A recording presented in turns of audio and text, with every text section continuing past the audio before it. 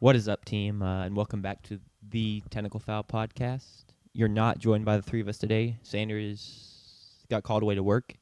Has to do a little run through for some baseball event tomorrow night for Mississippi State. So it'll just be me and JP today. JP, how are you doing today? We're doing good. Doing good. Finally through all the school work for the week, and so now we get to enjoy the weekend. Huge. And I'm excited to do that. Yeah, I'm really hoping we get to kick it off with some angle ball tomorrow, but I'm Yes. not positive That would be that's really going to sweet. happen. That's the dream. We can go that into a full day of football and scrambling to figure out how I'm going to watch said football and what illegal stream I'm going to pull up, as Yeah. YouTube TV is still without Disney channels, which I stand with YouTube TV completely. I as well. This is a Disney thing, a Disney greed thing, and Disney trying to get us to buy the streaming services they own instead of YouTube TV, which is owned by Google. So I stand with YouTube TV. That being said, it really sucks to not be able to watch stuff. Was tough to get a hold of the Spurs-Lakers game last night, which was on ESPN. Yeah. Though for my own sanity, I probably should not have watched it because it was a brutal watch. Tough ending. When your team doesn't have a legitimate point guard or a backup center, Wemby has to be better, but it just puts so much on Wemby's plate. It's just pretty unrealistic. So we need De'Aaron Fox should be back by this weekend or early next Yeah, week. he would be huge. And then Dylan Harper get healthy soon. Because as good as Stephon and Harper can be, they're not the reliable scoring threat Yeah. that De'Aaron can be. Cass, And just reliable in general. at this point in his career, Castle's the guy that can handle the ball for like a 3-ish minute stretch, run a second unit. But to ask him to do it for 48 minutes, there's going to be too many stupid turnovers and lack Yeah. of creation. Even just the Dylan Harper minutes, who's a rookie, the Dylan Harper Wemby on-off offensive efficiency stuff is way better than it is when it's just Wemby and Castle, which I choose to believe speaks very highly of Dylan Harper, and I'm not trying to dog on Castle. I just think Harper's that special. But no Harper, no Fox, tough watch. So, shall we get into some college football? Yeah, we Cool. can do that. We're going to kick it off real quick. We're going to run through the People's Bowl. You can just put it up real quick. Yes. Gosh, the sensitivity on this mouse is insane. Well, you got to – it's not like you have a great surface to work with either. Very true. The People's Poll is not up on the screen. It's a poll comprised of our top 25s, mine, JP, and Sanders, who's not here, as well as listeners' top 25s. I have it pulled up. Let me go to it real quick. Indiana is now the number one team in the People's Poll, which I disagree with, but that is where we're at. And it's a democracy in this poll, hence why it's called the People's Poll, and the people have spoken. The majority believe Indiana deserves to be the number one overall team, and so they are. Ohio State slides in at 2, A&M slides in at 3, and that's a pretty clear top 3. It's the only 3 teams that received a vote for number 1. Bama 4, Georgia 5, rounds out your top 5. Ole Miss has a big jump up to 6. BYU jumps 5 up to 7. Oregon a bit of a fall, -3, which is funny because they didn't even do anything. Other teams just had big wins. Virginia all the way up to 10. I believe this is their first top 10 appearance in the People's Poll. See other big notes. Texas up 6. Oklahoma up 7. But well done by the People's Poll. We have Texas ranked 1 spot ahead of Oklahoma. And so we're keeping the head-to-head and saying it matters. Georgia Tech drops 9. Miami drops 8. Tough weekend for the ACC. Very. Both in results, and then Tuesday when the first what the heck is it called? College football playoff. The college football playoff poll basically all but told us we're only getting one ACC team. It's going to be a one bid conference. Crazy. Because none of them are even in the top 12. UVA I think is at 14, which is their highest. Miami all the way down at 18. I think Georgia Tech's at 17. Mm-hmm. Not a good look for them. Shows that the committee does not respect them as a conference, which I think is somewhat fair given how games have shaken out on the field, but still surprised to see it a little bit. Who would have thought that it'd be the ACC as the one bid conference and not The Big 12? 12. The Big 12 is sitting pretty. I mean, I think BYU, and Texas Tech were both in the top 10. Yeah, 7 and 8, and then Utah is there at 13. Yeah. Which means Utah could get in as an at-large and not even make the Big 12 title game. Which would be crazy. Diabolical. I almost feel like I need to apologize. I think when we were doing the big previews, I was like, oh, the Big 12 is the worst conference, so that's what we're starting with, and it has simply not been the worst conference Not this at year. all. So Hail State's Finn, welcome in. Utah, Now number 1 is rigged. Fair. Utah is back in the rankings, and then Michigan is also back into the rankings. They're the two teams that were not ranked last week that are now ranked. Anything stick out to you Well, overall? it looks like the reason Oregon dropped is because Andrew B. forgot to rank Oregon. I assume he forgot to rank Oregon. I would hope, because otherwise he's insane. We may have to do some investigation on that. I'm going to assume he did not rank them. I was pretty surprised to see them just drop, because they didn't even. Did they play Wisconsin this past week, or they were on a bye? I'm pretty sure Oregon was on a bye. Yeah, so to drop 3 on a bye would be pretty crazy. So I'm going to assume. Yeah, they were on a bye before the Iowa game. But yeah, that is diabolical. I'm happy to see JMU getting recognized. Go Dukes. On that, like it's crazy that no team in the group of 5 were in the CFP ballot, the first one that came out, 100%. first poll. It just kind of shows, I guess, with the way they are valuing so much on strength of schedule and strength of record, that these group of 5 teams have no chance to compete with any one of the Power 4. Yeah, USF was kind of the one that would have had a chance, but Yes. they've now taken a couple losses. So even the fact that they played a harder non-conference schedule kind of goes out the window when you've taken multiple losses at this point. Yeah. I will say that gives me hope for JMU that they could be the group of 5 representative, because I expected to see a couple American teams in those 20s and to see none. Maybe the Dukes have a chance. It could help them a ton, because if they get to 11-1, win the conference championship, they're 12-1. Sun Belt Conference championships are played at home for the better of the 2 teams, so Sure. they'll get to play that at home too, which is James Madison is a very tough place to play. And then with the American, if they kind of cannibalize themselves a little bit, Memphis loses. They already to have. They to just need to Tulane. keep doing it a little more. Yeah. This weekend, then it's kind of JMU's spot to get. I wish they at least gave us some more context Sure. for understanding like where kind of everyone is amongst those, because you get that from the AP poll when you have like the other teams receiving votes, but you don't get that from the CFP poll. So I wish that was Agreed. there, but it's actually not being ranked is kind of a positive for JMU going forward. Sure. And we're excited to see that, because JMU in the playoff would be electric, even if they are like 28-point underdogs to whoever they play in the first round. Yeah, I doubt it would go great. but Memphis is a 20.5-point underdog if they were to play Georgia today. Chromie, with a couple chats to get to. Chromie says Texas A&M is the best team in the SEC.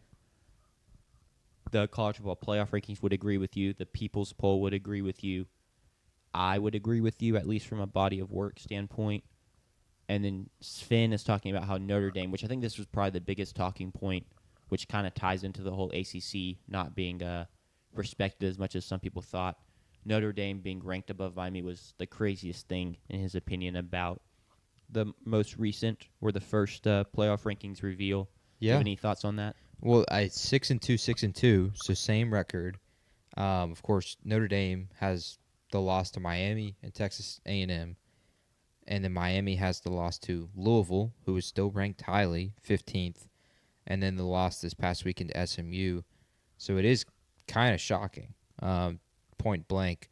It almost one way Josh Pate described it was this like an angered ranking of them, like you expected them to do something this weekend, which was beat SMU, and they were ready to rank them really highly inside the top 5, maybe. Yeah, it feels a little personal almost. And because they lost, you take it out on them by saying, "Oh, you didn't do what we expected. You're worse than we actually, much worse actually than we thought you were." So it is shocking. I think it's shocking too to be the fourth ranked ACC team as well. I kind of expected maybe even with the 2 losses that they would potentially be above Louisville, Virginia. Maybe not Louisville, but Virginia or Georgia Tech 100%. in a CFP ballot, especially when Utah, who sits there as a 7-2 team, is sitting up there at 13, and they can make it as an at-large. So it's shocking. Again, with Notre Dame, I'll continue to bring up the question of if they had lost that game in like week 7 to Miami or to Texas A&M, would they be here at 10? I don't think they would. I think the fact that they're playing hot, that they've won 6 in a row, which I can't even put that in air quotes because they have, helps them a ton.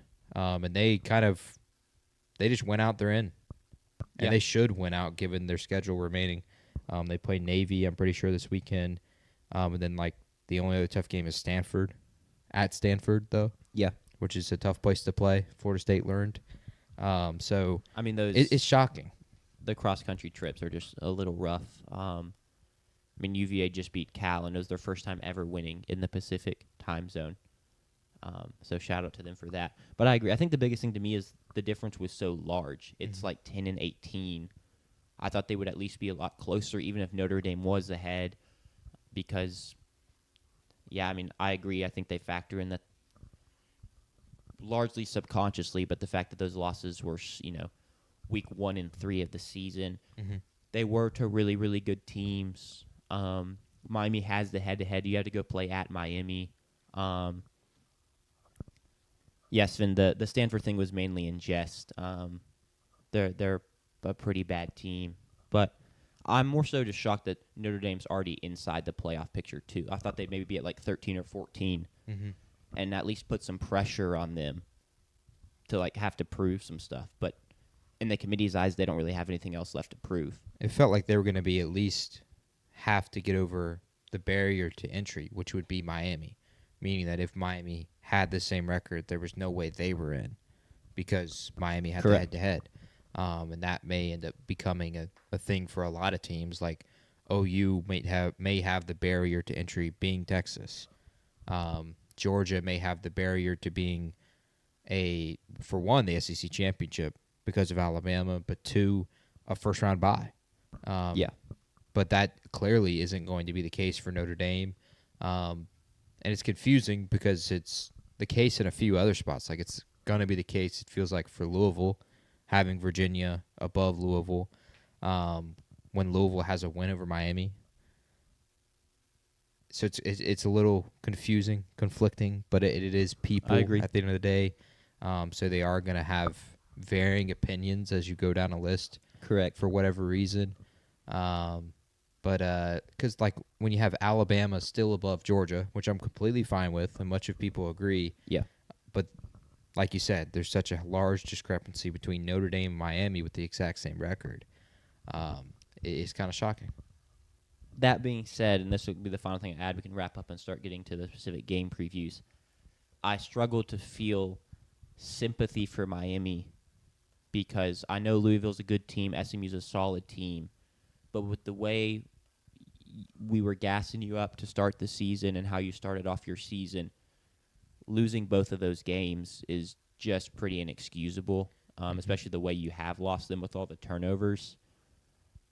I do feel like you've done it to yourself to find yourself on the outside looking in.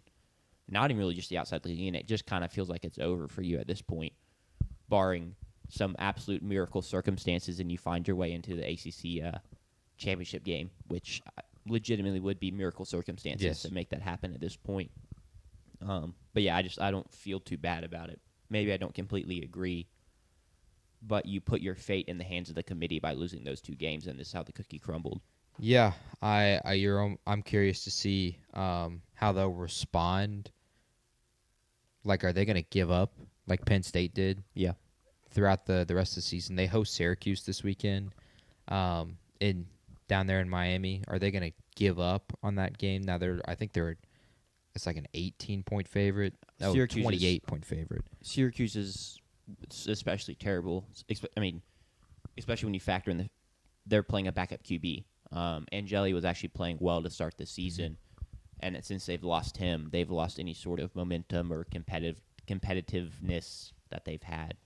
Yeah, But- I'm curious to see just like the makeup because like Yeah. last year they ended up losing that Syracuse game. I think it was the second to last week of the season, and so there wasn't necessarily time to give up. Now there is. There's still 4 games left. They still have to play NC State, who's beaten Georgia Tech, and Virginia. Yeah. They have to go to Pitt, who Pitt got ranked by the CFP. Playing So good there's ball right still now. opportunities technically in front of them that, like, if chaos occurred, they could make it as an at-large. True. So I really want to see if they have given up or not. And I think this weekend will show that. If they Yeah. cover and really blow out Syracuse, maybe they have some fight going forward. It's a perfect get back on the horse game. I'm definitely worried about it too, just because in his time at Georgia and even in his time at Miami, I don't feel like Carson Beck has shown to be the most mentally strong player or much of a leader. And I would love to have a quarterback that I felt really good about those aspects of him. When you're in a spot like this, all of a sudden, he could just end up shutting down or allowing the rest of the team to shut down. All right, let's get to the Georgia at Mississippi State preview. Yes, sir. We do the state game every week. This is really all you. There's no Sanders here today. I'll chime in a little bit more than normal potentially. But your thoughts on this game as it is an 11 o'clock kickoff and Georgia's favored by 9.5 on the road. Yeah, spread opened at 7.5. It's been bet up to 9.5 in some spots. Technically, ESPN's spread opened at 8.5. But also their sport book may not exist very soon now that DraftKings is partnered with ESPN, which what a week for ESPN. Crazy. That's besides the point for this game because we're all about the dogs in this one in both cases with the Bulldogs and the Bulldogs. 9.5, the noon kickoff obviously hurts us a ton, but you're looking at, of course, a potential look-ahead spot as Georgia hosts Texas next week on primetime, night game. Kind of deciding a playoff spot potentially there. And are they going to look ahead in this game? Georgia has been in one-score games 4 out of the 6 times they've played in the SEC. Of course, one of those games that wasn't a one-score game kind of was the whole way, the Auburn game. They were down 10-0 in that first half before the goal line play, and then they drive down and get a field goal. Georgia's trailed in every SEC game but the Kentucky game. So it feels like common thought process to think, oh, State's going to get ahead early. I'm not sure if we'll guarantee that. The numbers say we will. 6 opening drive touchdowns this year through 9 games. The 3 that we didn't were 4 plays or less, so not extended drives with a missed field goal or turnover. It's been boom or bust. 66% of the time we score a touchdown. 33% we don't. But technically we were 7 out of 9 as well, though, because Tennessee muffed that opening punt. We scored a touchdown off of that, so it's technically 7 out of 9. If you're a State fan, I think the biggest thing that has to cause concern is, for me, the long sustained drives of Georgia. They have been incredible this year. You really could chop this up really any way you wanted. Pick any moment, pick any game, pick any time frame. You could go 4.5 minutes. You could go 5.5 minutes. You could go 6 minutes, and still the stats would be insane for Georgia. I picked 3.5 minutes. I think that's a good benchmark, I guess, a good frame to work with. This is Georgia drives this season over 3.5 minutes. 4 against Tennessee for 24 points. 3 against Bama for just 7. 4 against Kentucky for 21 points. 1 against Auburn for 7 points. 7 against Old Piss for 48 points. That's 7 drives over 3.5 minutes for 48 points. And then 3 versus Florida versus 7 points last week. down there in Jacksonville. That's 22 total drives this year in SEC play. 3 minutes and 30 seconds or more. Again, much of those have been even 5 minutes, 6 minutes, 7 minutes. 22 total drives for 121 points. Across those 6 games, that is a essentially guaranteed 3 2/3 drives that will go for 3 or more minutes, 3.5 more minutes. You are guaranteed statistically 5.5 points per those drives, meaning Georgia is slated to score roughly 20 points on Saturday on drives 3 minutes or 30 seconds or longer. And that's bad because with the pace that we play offensively, we don't take a lot of time off the clock. That just gives, one, more opportunities to have longer drives because there's more time on the clock because we don't drain as much clock ourselves. For two, for an offense that loves to play in rhythm so much that State does, that has to be concerned because if you're off the field for 15, 20 minutes of real time, it's hard to get right back in a rhythm immediately. Then, again, it's against a Georgia defense. Long, sustained drives are so deflating for a home crowd. Georgia has shown this in the Tennessee game. They took the Tennessee crowd out of the game for a majority of the second half. And so with the Cowbells, that's going to be really concerning, of course, on Saturday. If Georgia is able to do that, run the football, and just dominate the time of possession. I'm curious, can State find what Florida and Bama had, which is the 3 drives each in those games for just 7 points in each of those games? Or can you get the straight-up Auburn performance where you just give up one of those drives for just 7 points? History says no. This season says no. This defense is our defense. That is not great.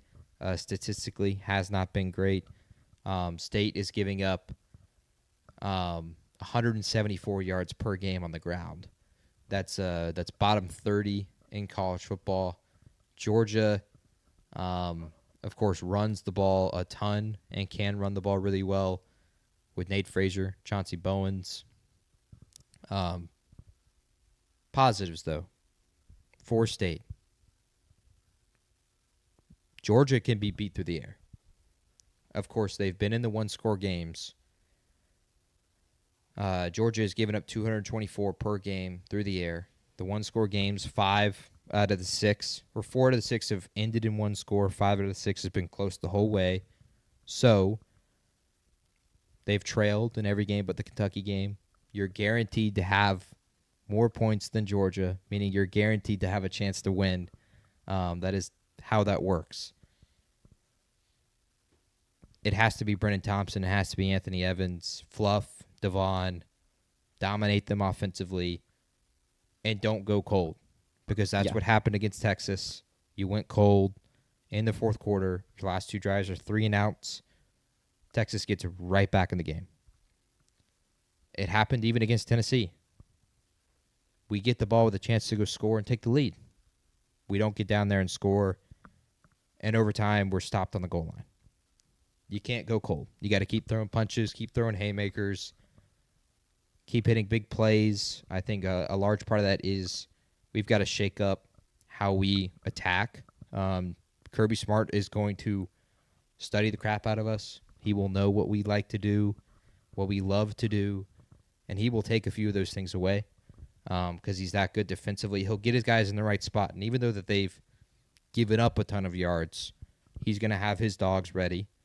And so we've got to find creative ways to hit big plays. And that's Blake Shapen getting a little Mahomey and hitting Devon Booth for a 75-yard touchdown. That's just straight up one-on-one. Brennan Thompson beats the guy over the top. That's putting Kamario Taylor in the game and using his legs a lot. Like I would run 10 to 15 plays with Kamario on Saturday. I would let him have a chance to impact this game because he is a playmaker that can outperform athletically Georgia defenders. Like that is one of those guys like Brennan Thompson that we have on this team that can do that. So I think we need to rely on that. Hopefully the crowd doesn't get angst when he is then pulled from the game for Blake Shapen. And that kind of goes into like questions of the game. What's the crowd going to look like? Is it going to look like the Tennessee crowd? Is it going to look like the crowd 2 weeks ago against Texas where it's not full, but it is a majority state crowd? Is it a crowd like the Arizona State game where, again, it's not full, but it's a majority state crowd? Obviously, we hope it doesn't look like the Tennessee game, but Georgia travels really well. Lebby said on Monday he didn't like the sales of tickets at that point in the week. Again, it had only been Monday. We had just won on Saturday evening, so the buzz wasn't really there for the game. But SEC Nation had been announced, as well as Barstool for Saturday. So there had been buzz, at least at that point. Yeah. The game is not sold out at this moment, so I don't expect a full crowd, especially for a noon kickoff. But is it going to be a 50-50 crowd like the Tennessee game is? We sure as hell hope not. We need as many Cowboys as we can there. Another question, will there be an uprising if Shapen isn't going? I'll go ahead and tell you, guaranteed boos from the crowd, and it's specifically the student section. It's specifically pretty much all the frat country boys of banging their cowbells, Sure. saying lots of expletives. What are we doing when the first drive goes 3 and out? Which has happened twice this year. It happened against Tennessee and Texas, and I can confirm both times the student section booed. Brother, I for one, I hate that we even do that. Why are we giving up on this offense That has been good. dynamic? Yeah. Has a lot of explosive plays just when we go 3 and out to start the game. But especially given how last week went, it could be even louder, even more calls for Kamario Taylor. We don't need that in this game. We need Blake Shapen. I think another question for this game is this an uprising domination Georgia game? I've talked about that for about 2 to 3 weeks now. Georgia every year has a game where it doesn't seem like the vibes are going their way. It seems like the train is falling off the tracks. We're going downhill. We're facing a team that is, well, in State's case, it's not, but we're facing a team that is just as athletic as us, just as physical as us, is playing hot. In some cases, Georgia's an underdog in these games, and Kirby Smart rolls in there, and that Georgia team dominates. They just dominate defensively. The game for that last year was the Texas game. Georgia was 5-1 rolling into Austin. They had lost the heartbreaker to Alabama, where they got blown out in that first half, made a comeback. Ryan Williams, the 17-year-old, down the sideline. They had the week prior to that, or actually 2 weeks prior to that, the shocking, really close game to Kentucky, where it's 13-12 in the fourth quarter. And if Mark Stoops goes for it with 1 minute and 2 seconds left on fourth down from midfield, maybe Kentucky at least has a chance to kick a field goal in that game, which I still don't get why he punted it. He had 3 timeouts. Shout out Mark, man. Still, it's just a shocking decision. They were 4.5-point underdogs against Texas, and they dominated that game for 4 quarters defensively, to the point where Quinn Ewers was benched for Arch Manning for 2 series and then was brought back in because they made Arch even look foolish. I hope that Kirby is saving that game for next week, but he very well may use it this week, and they very well may use it this week, and we may get dominated athletically, defensively, and I hope that's not the case. But is this that game?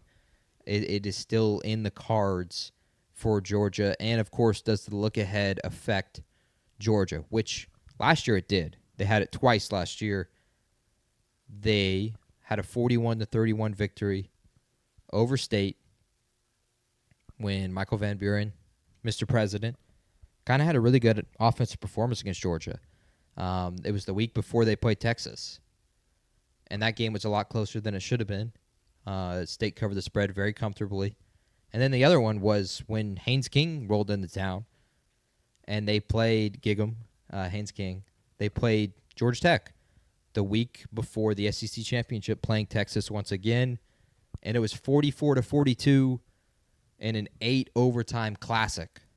So Georgia is not double negative, not susceptible to the look ahead game, and hopefully that can help us in this game. Sure. The final thing is running quarterbacks has been a big talk about it. We've had great performances, Sam Levitt and Arch Manning. We've really shut down them and their legs.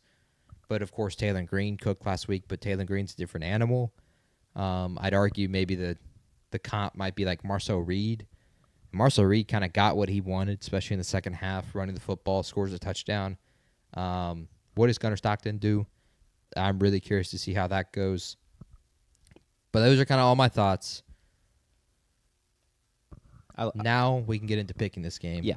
But you have any thoughts? Yeah, real quick. I loved everything you said. A bunch of great points. You alluded to it. You didn't say it as succinctly as this, but the offense is going to have to score a good bit to win this game, in my opinion. The defense is much improved from last year. It's an actual defense. But this Georgia offense, even when things aren't going their way, they don't blink, and they're going to find a way to move the ball and score. And I give the makeup of that team and Kirby Smart a lot of credit, but especially Gunnar Stockton. Just the ability to make plays. Even if he doesn't have the best arm or throw with the best touch, he'll throw the best ball you've ever seen on fourth down for a touchdown when they need it the most. So I don't expect you to shut down this offense, and I also don't expect it to be a thing in the Texas game where you find yourself with just this massive lead. I don't think that should be expected at all. But I do think there's a lot of offensive success to be had in this game. The biggest issue with State's offense has been the pass blocking. Yeah. Georgia's biggest defensive issue has been the pass rush. And the pass blocking against a weaker pass rush last week against Arkansas held up pretty well. It had its moments where it crumbled, but for the most part held up pretty well. So that's a good sign going into this game. Hopefully it's a bit more of that where if you can give Shapen some time to sit back there and deliver the ball, Anthony Evans, Sadu Traore is going to get open. Brennan Thompson, of course, is going to beat his defender down the field 2 or 3 times a game. You just have to have time to get him the ball and hope Shapen can hit it. Yes. So I expect this to be a bit of a higher scoring game.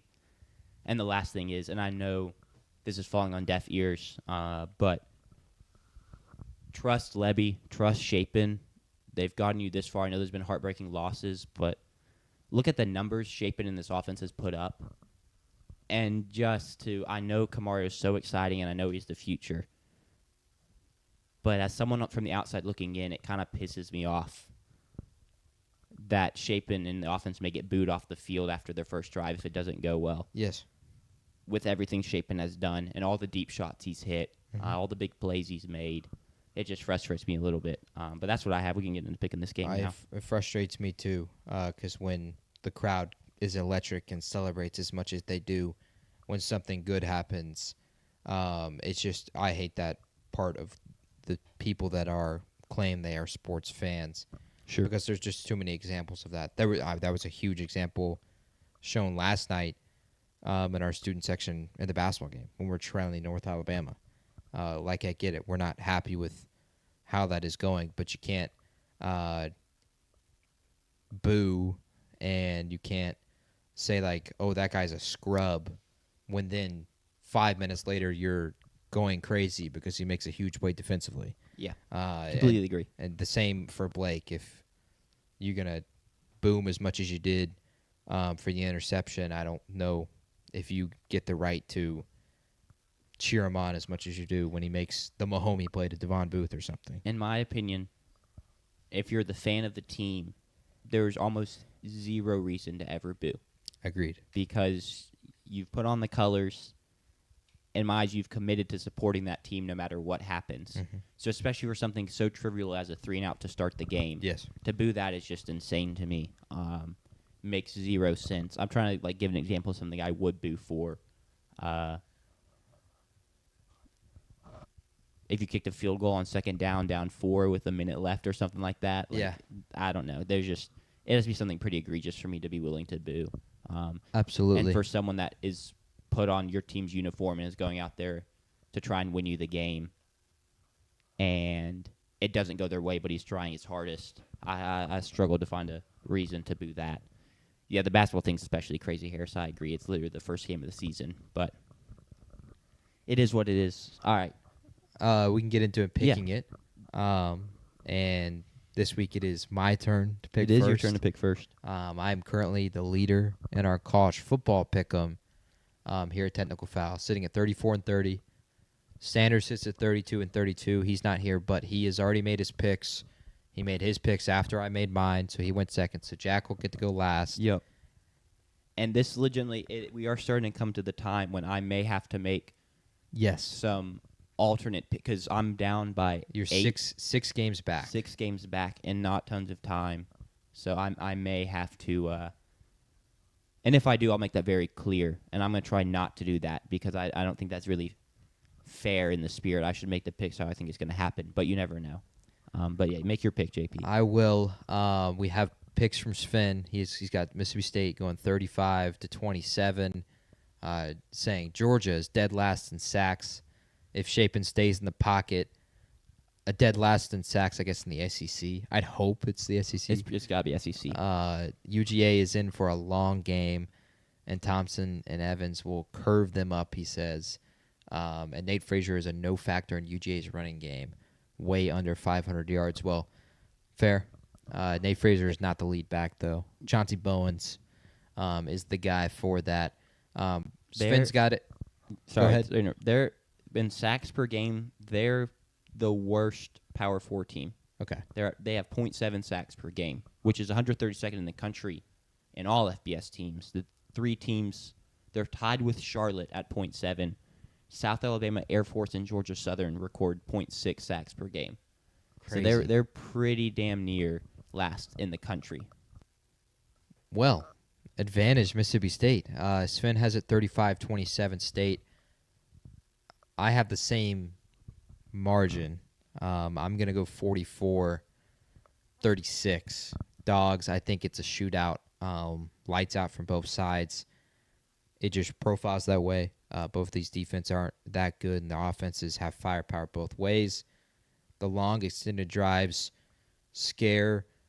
I'm going to cuss. Scare the shit out of me. They scare the crap out of me.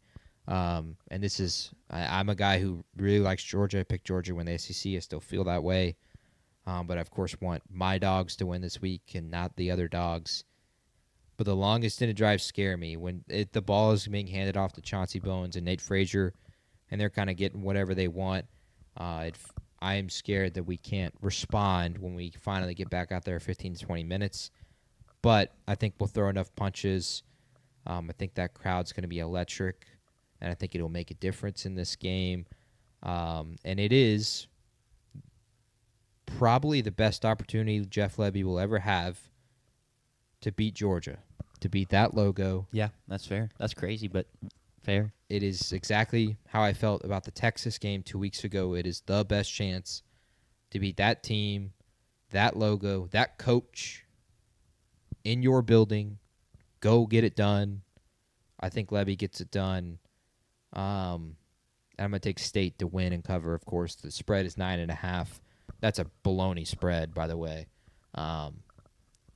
7.5 would be a perfect spread. Let's hope it's not a Vegas knows moment, but Absolutely. I'm also going to take State to cover.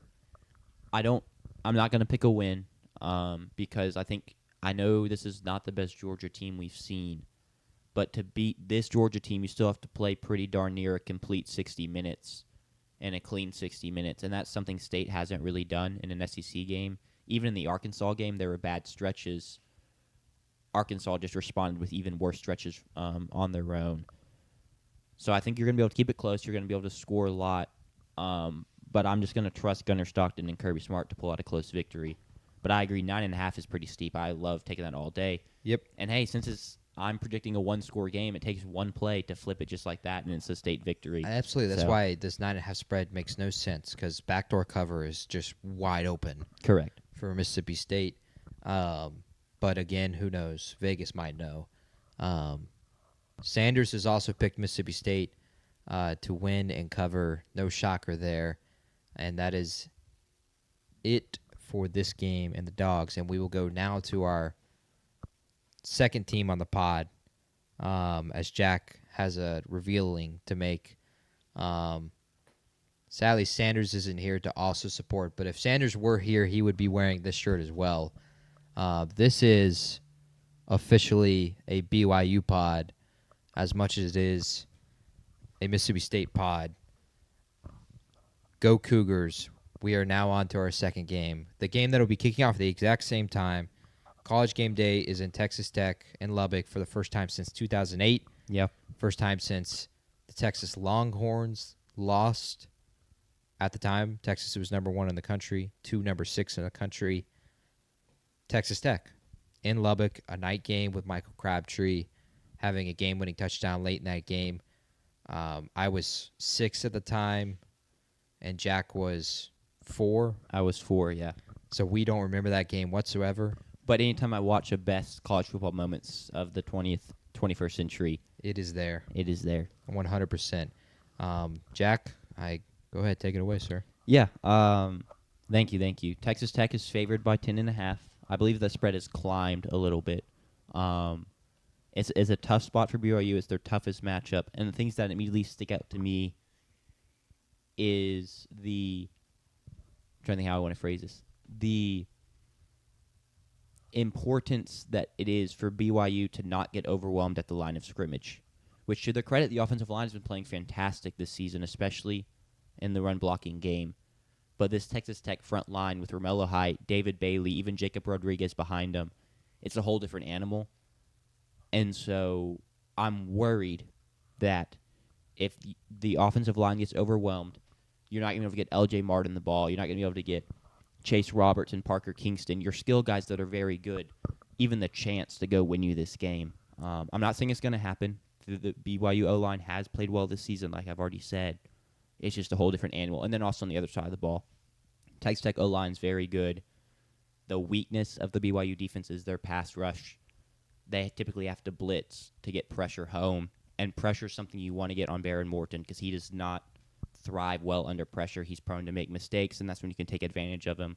But if you have to constantly bring extra rushers to do that, how does that affect the integrity of the backside of your defense?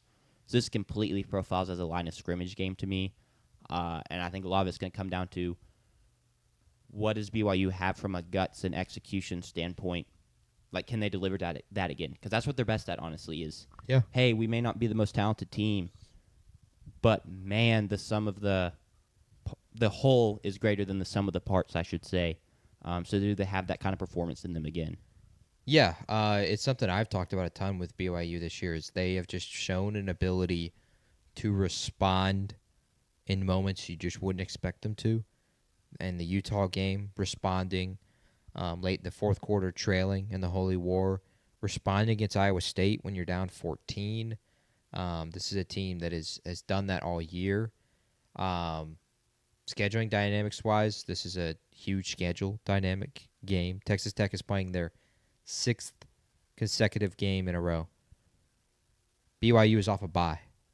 Advantage, hopefully, to BYU. Now, Texas Tech gets to play at home. They get to play with College Game Day on ABC. Crowd's going to be insane for Texas Tech, of course. Tortillas are going to be flying. Controversy over that. They're trying to suspend the tortillas, which why are we suspending traditions in sports that are awesome? And so hopefully that doesn't become an issue with the tortillas that will hit the field in the first quarter. And hopefully BYU doesn't get distracted by the tortillas as well. BYU, for the first time in team history, is 8-0 in back-to-back years. So it is a huge testament to Kalani Sitake that this team is, again, 8-0, and make whatever you want of the schedule that they have played both this year and last year. They are fair arguments. This has quickly become, with this first official rankings, completely different to last year. BYU, I believe, was undefeated at the time of the first rankings, and I think it was like 12 or 13 in the first rankings. They're 7. They're 7 in the rankings, this first one. And partially that is because the committee is really, really high on Utah, where they have Utah up at 13. But BYU is in a spot where they could lose this game and beat Cincinnati, reach the Big 12 title, lose to Texas Tech again, and probably still be in. Because if they're going to continue to rank Utah that highly, you would expect BYU be a barrier of entry to Utah. So for Cougar fans like us and our Cougar fan base, that is a really, really positive sign compared to last year, because that was kind of what we talked about after the Iowa State game was, oh no, here we go again, potentially. We got two big games. Last year they had the Arizona State game, and then they lost another one. This year they have the Texas Tech game and the Cincinnati game, and it was like, oh no, here we go. We're going to finish 10-2. We're going to start really hot. We're going to be in the top 10, but it won't matter because we couldn't finish it down the stretch. I agree, Jack. For this game specifically, BYU has to run the ball well, and this is against the nation's best rush defense. The nation, not just Power 4. Texas Tech is giving up just 74.5 rush yards per game. BYU is 15th in rushing yards per game with 216. So this is strength against strength. BYU is averaging 5.4 yards per carry. They need to be able to match something similar to that. They need 3.7, 4, something around there. Because if you can do that on first and second down, you can get to 3rd and 2. That's just a way better spot for Bear Bachmeier. That allows you to be able to run the football again with L.J. Martin, and you avoid pass rush scenarios against Jacob Rodriguez, David Bailey, and Romello Height, this is probably top 5 pass rush in the nation, maybe the best, depending on who you ask. Top 3. Yeah, I won't say best because it doesn't have to go through every team. Well, but I the can Aggies. I can give them top 3 pretty comfortably. Yeah, Josh Pate has kind of compared it to. Just imagine if Texas Tech and that team out there on Saturday, that defensive front, that front 7, was wearing crimson and a crimson helmet with their number on the side. That's exactly what they look like. That's exactly what they play like. They play like your average Alabama and Georgia defensive line. They just happen to be Red Raiders and wearing Texas Tech and get NIL deals that are through the roof. But credit to them. It's strength against strength. It's L.J. Martin, it's Bear Bachmeier, it's that offensive line against that Texas Tech front. On the other side, it's can you kind of slow down a Texas Tech offense that is feasted in some spots, but kind of struggled in other spots with Will Hammond, especially against Arizona State. That Behren Morton is starting instead, and he's a guy that if he gets a clean pocket, cooks. Like you said, if he gets pressured, he doesn't. I think a big key is they got to be able to slow down the run game with Dickey and Jacoby Williams. Texas Tech can run the ball really well. They can run the ball really well in critical spots, too, and take pressure off their pass game. Their pass game can really cook no matter what their run game is doing. But if you can force him into 3rd and 7s and 3rd and 8s, again, this is common knowledge, but it would help BYU tremendously in this game, because if there's anything you'd hope that is that defense travels for BYU, and they're able to slow down Texas Tech, because I don't know, you have to have concern if BYU's even going to be able to score enough. Are they going to get to 24 points? Are they going to get even to 20 points? And if that's the case, you got to have some defensive performance. I think BYU's got to protect the football is a big one. Texas Tech is 2nd in the nation in takeaways with 20 this year, which is insane through 8 games. Quick question / fun fact for you. How many forced fumbles do you think Jacob Rodriguez has? Given how good he is, 7 or 6. 7. He's forced 7 fumbles this year. That's amazing. Which is ridiculous. That is something we talked about in the Big 12 preview. I talked about was that he just has that ability to force fumbles. Yeah, I think they're legitimately forced too. Like it's not you tackle the guy and he drops it. He's going for the ball to rip it out and succeed. Yeah, he's got the rip move and he's got the peanut punch. I think he had 4 or 5 last year, and so 7 already. Yeah, Jacob Rodriguez is a star in the making. But again, like BYU, you got to protect the football. Bear Bachmeier, L.J. Martin got to hold on to the football. You cannot turning it over on the road is it's catastrophic. It's honestly, I think it's the biggest momentum play possible. Nothing gets the crowd going more yes. than a turnover. A pick or a forced fumble The only other one I can think of is maybe like a special teams touchdown. Those are the plays that can just knock you out if you're a road team. And Texas Tech, if they get those with this crowd, even in a noon kickoff, I think would really, really hurt our BYU Cougars. And again, I come to the point of how does BYU approach this game? If you look at the CFP rankings, with them being at 7, you can easily think, I think, hopefully not, but in that locker room, I think it's easy to look at those rankings and say, we have margin for error.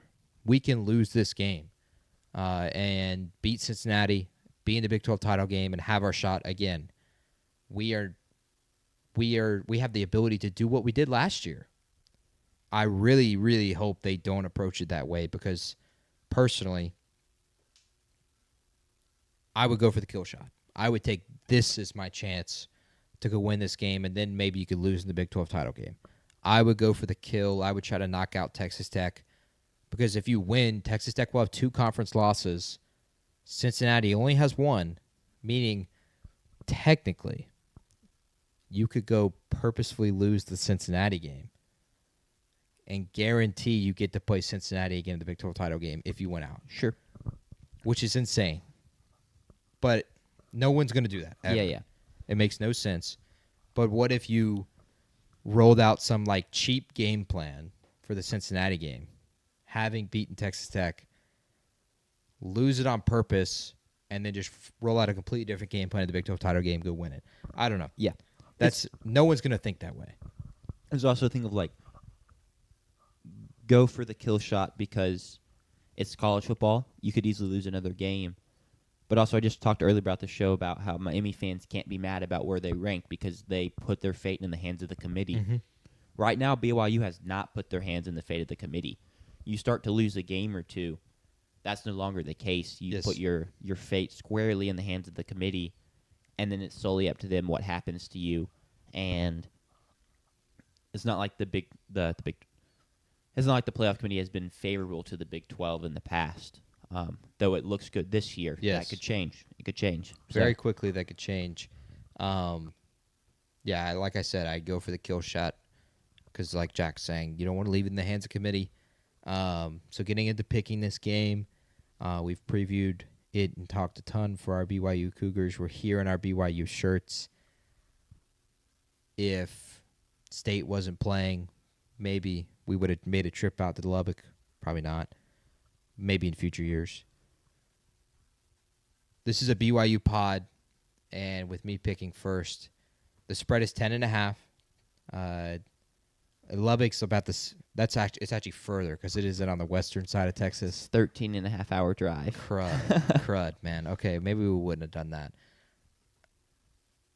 10.5 point spread. I think BYU finds a way. I think they have a really, really interesting dynamics edge with the 6 weeks in a row for Texas Tech, and they haven't been all, sunshine and rainbows for Texas Tech. They've lost a game in that span to Arizona State. They've struggled in others. They get a big win last week against Kansas State that they pulled out in the fourth quarter. BYU's off the bye. They're feeling healthy. They're feeling hot. No one believes in them, and Kalani Sitake has that ability to go in the locker room and to say that. He has the ability to go in the locker room and say, we're real men. We are one with God. They are, Josh Pate used the word mercenaries. That's pretty good. They are bought and paid for. And so no one believes in you because you make 2 zeros less than they do. Yeah. Go out there and win this game. I'm going to take BYU for sure to cover, and I'm going to take them to pull off the upset. Sure. Go Cougs. Sanders also has the BYU cover. If the spread was 9.5, I do think I would take Texas Tech to cover. Yeah, fair. I think it would be a close game, but they kind of get the last punch in, and they would, win by 10 or something. I don't feel comfortable taking a Texas Tech 10.5 cover. And BYU fans, before you go, if you were thinking about picking Texas Tech to cover, take off that shirt. that brings me no joy to say. And also, you probably want me picking against BYU anyway because I'm wrong more often than I am right. So really, I'm doing BYU a favor. But no, I'm going to take BYU to cover here. They just have something about them, and I think for a lot of teams, it would scare me having to go into a Lubbock environment that maybe isn't always the best environment. And sure, it's 11 o'clock, but they've not had game day in so long. They've not had this type of team in so long. Yes. And I think they're so ready and so happy to have a team like this that it's going to be pretty insane for an 11 o'clock kick in Lubbock. But I don't think it will phase this BYU team like it would phase a lot of other teams. So give me BYU to cover, but I think Texas Tech will win this game. Fair. And that concludes our BYU Texas Tech preview. We will move on to the 2:30 game on CBS. Oregon at Iowa. Yeah, kind of the second big test for Oregon. Nay, it's their third. I know BYU. I'm just going to restart this segment. Go ahead. The third big test for Oregon, the Penn State test, they passed. I know it doesn't look as shiny and impressive as it did the day after, but I still believe you went in and beat a good Penn State team, and then they fell off after that game. And then Indiana comes in, and you fail your second big test as they beat you in your own house. And since then, it's been playing some, not as good teams, having some, mixed bag performances. And now you have to go to Iowa, a place that is tough to play, against a traditional Iowa defense that is going to give you nothing easy. You're going to have to go earn everything. And that's why the spread is only, 5.5, 6.5? 6.5. Yep, it's a one-possession spread on the road at Iowa. Your biggest key for this game, JP? Ball security for Oregon. I think being able to extend drives by not turning the ball over will help them the most in this game. Of course, Iowa has another Iowa offense. Mark Gronowski has 4 passing touchdowns this year through 8 games, which is diabolical. That is diabolical. He does have 11 on the ground, Correct. But 4 passing is brutal. How many games do you think it's been since Iowa's had a 300-yard passer? Schubert. It's certainly pre-COVID. I don't know, a decade? 73 games. The next closest FBS team is 30 games with Northwestern. Diabolical. No, I think, that's insane. The biggest key for me is ball security. Weather is going to be treacherous, which is something Jack didn't highlight in that little preview, but that is a big talk for this game on Saturday. We are projected to have wind speeds that could range from 10 to 15 miles per hour, 80% chance of rain, and it's not just like drizzling. We could get a quarter of an inch during the game, which if you don't follow rain, that's a lot of rain. It should be a lot of rain in this game. It won't be like the rain in the Indiana-Oregon game where there's just a little bit. This is a lot of rain. It'll look a lot like that Wisconsin game that they played last week or 2 weeks ago. Oregon, they're comfortable with that kind of weather. They play in Oregon. Now, apparently, there's a phrase. They use the same phrase that LSU uses, apparently, that it never rains in Autzen Stadium. So I don't know the validity on that. I don't know either. Because I do know the validity on that with LSU. I can't remember the last time it's rained down there. And I know that they use that there, but they use that for Oregon. It will rain this Saturday for Iowa, so I think Oregon fans have been concerned about that with Kinnick Stadium. But it is really all ball security, protecting the football. This Iowa defense is another great Iowa defense. They play the special teams game. They play complementary football, field position, I should say. All of that. They play all of that. That is how Iowa plays football. Oregon has to protect the football and be able to go on 3 extended drives that result in touchdowns. Yeah. And that should be all they need to do to win this game on Saturday. The question will be, can they even pull that off? Indiana, one of the most high-powered offenses in the country, who's been blowing out everyone.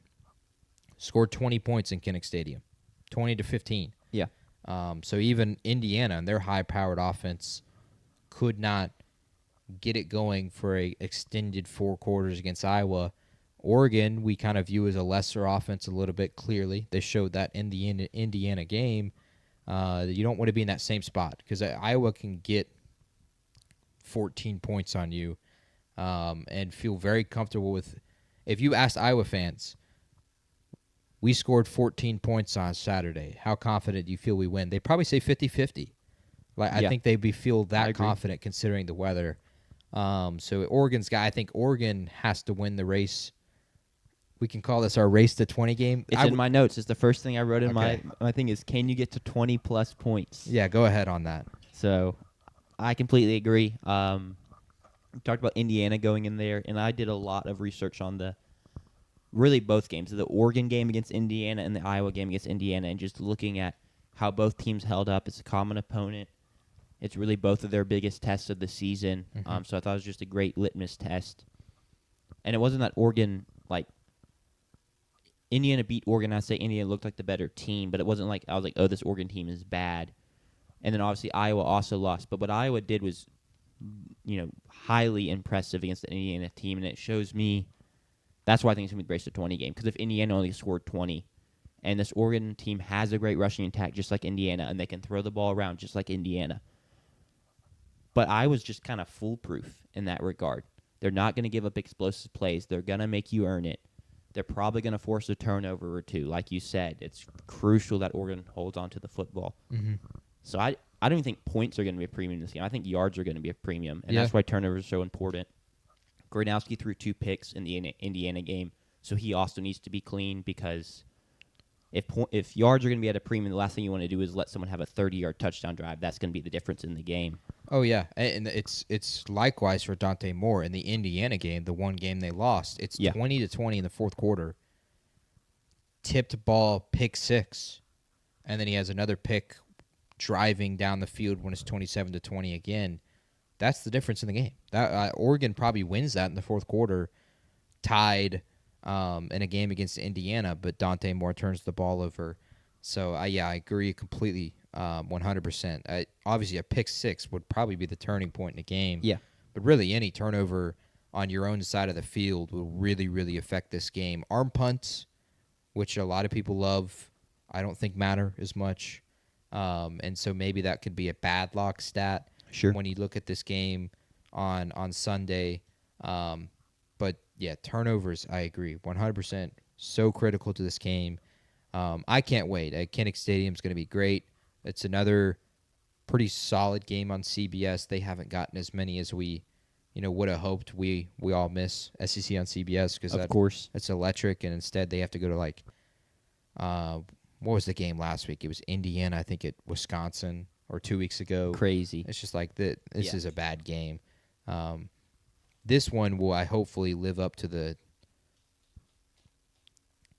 aura that CBS football can have. I think it will. I'm very excited for this game. It's the talking about. I expect it to be a defensive showdown. My worry for Iowa is they cannot pass the football, so their run game's really good. But Oregon can just go into the game and be like, "We just got to shut down the run game. We don't really got to worry about the pass." Whereas on the flip side, I love Iowa's defense is playing great. But at least Oregon has different angles they can attack it from with their run game, with their good receivers, with Dante Moore. They have a lot more they can throw at Iowa, and Iowa kind of has the 2 options of you run the quarterback or you let the running back carry the rock. I mean, their leading receiver has 200 yards. Shout out Sam Phillips. Not trying to dog on him, but it's just it's not what they do. It's simply not what they do.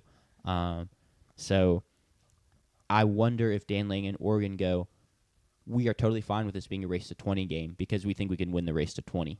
And it'll be another 20-15 score like the Indiana-Iowa game was. Yeah.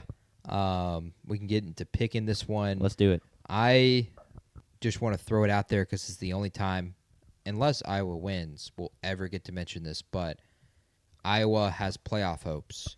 That they do. If they win this game, next week they'll play at USC in the Coliseum, which that'll be a tough test. But if they are able to pull those 2 out, You'll be favored against Michigan State and Nebraska, and then Iowa at 10-2 might be an at-large spot, which would be diabolical for Iowa to be in a playoff game. Yeah, For that to be on crazy. national television. That would be diabolical. Iowa has that chance somehow because their two losses, you have to remember, are in Ames against Iowa State when Iowa State was kind of rolling at that point, and Indiana, who is the second or best team in the country, depending on who you ask. That being said, the spread is 6.5.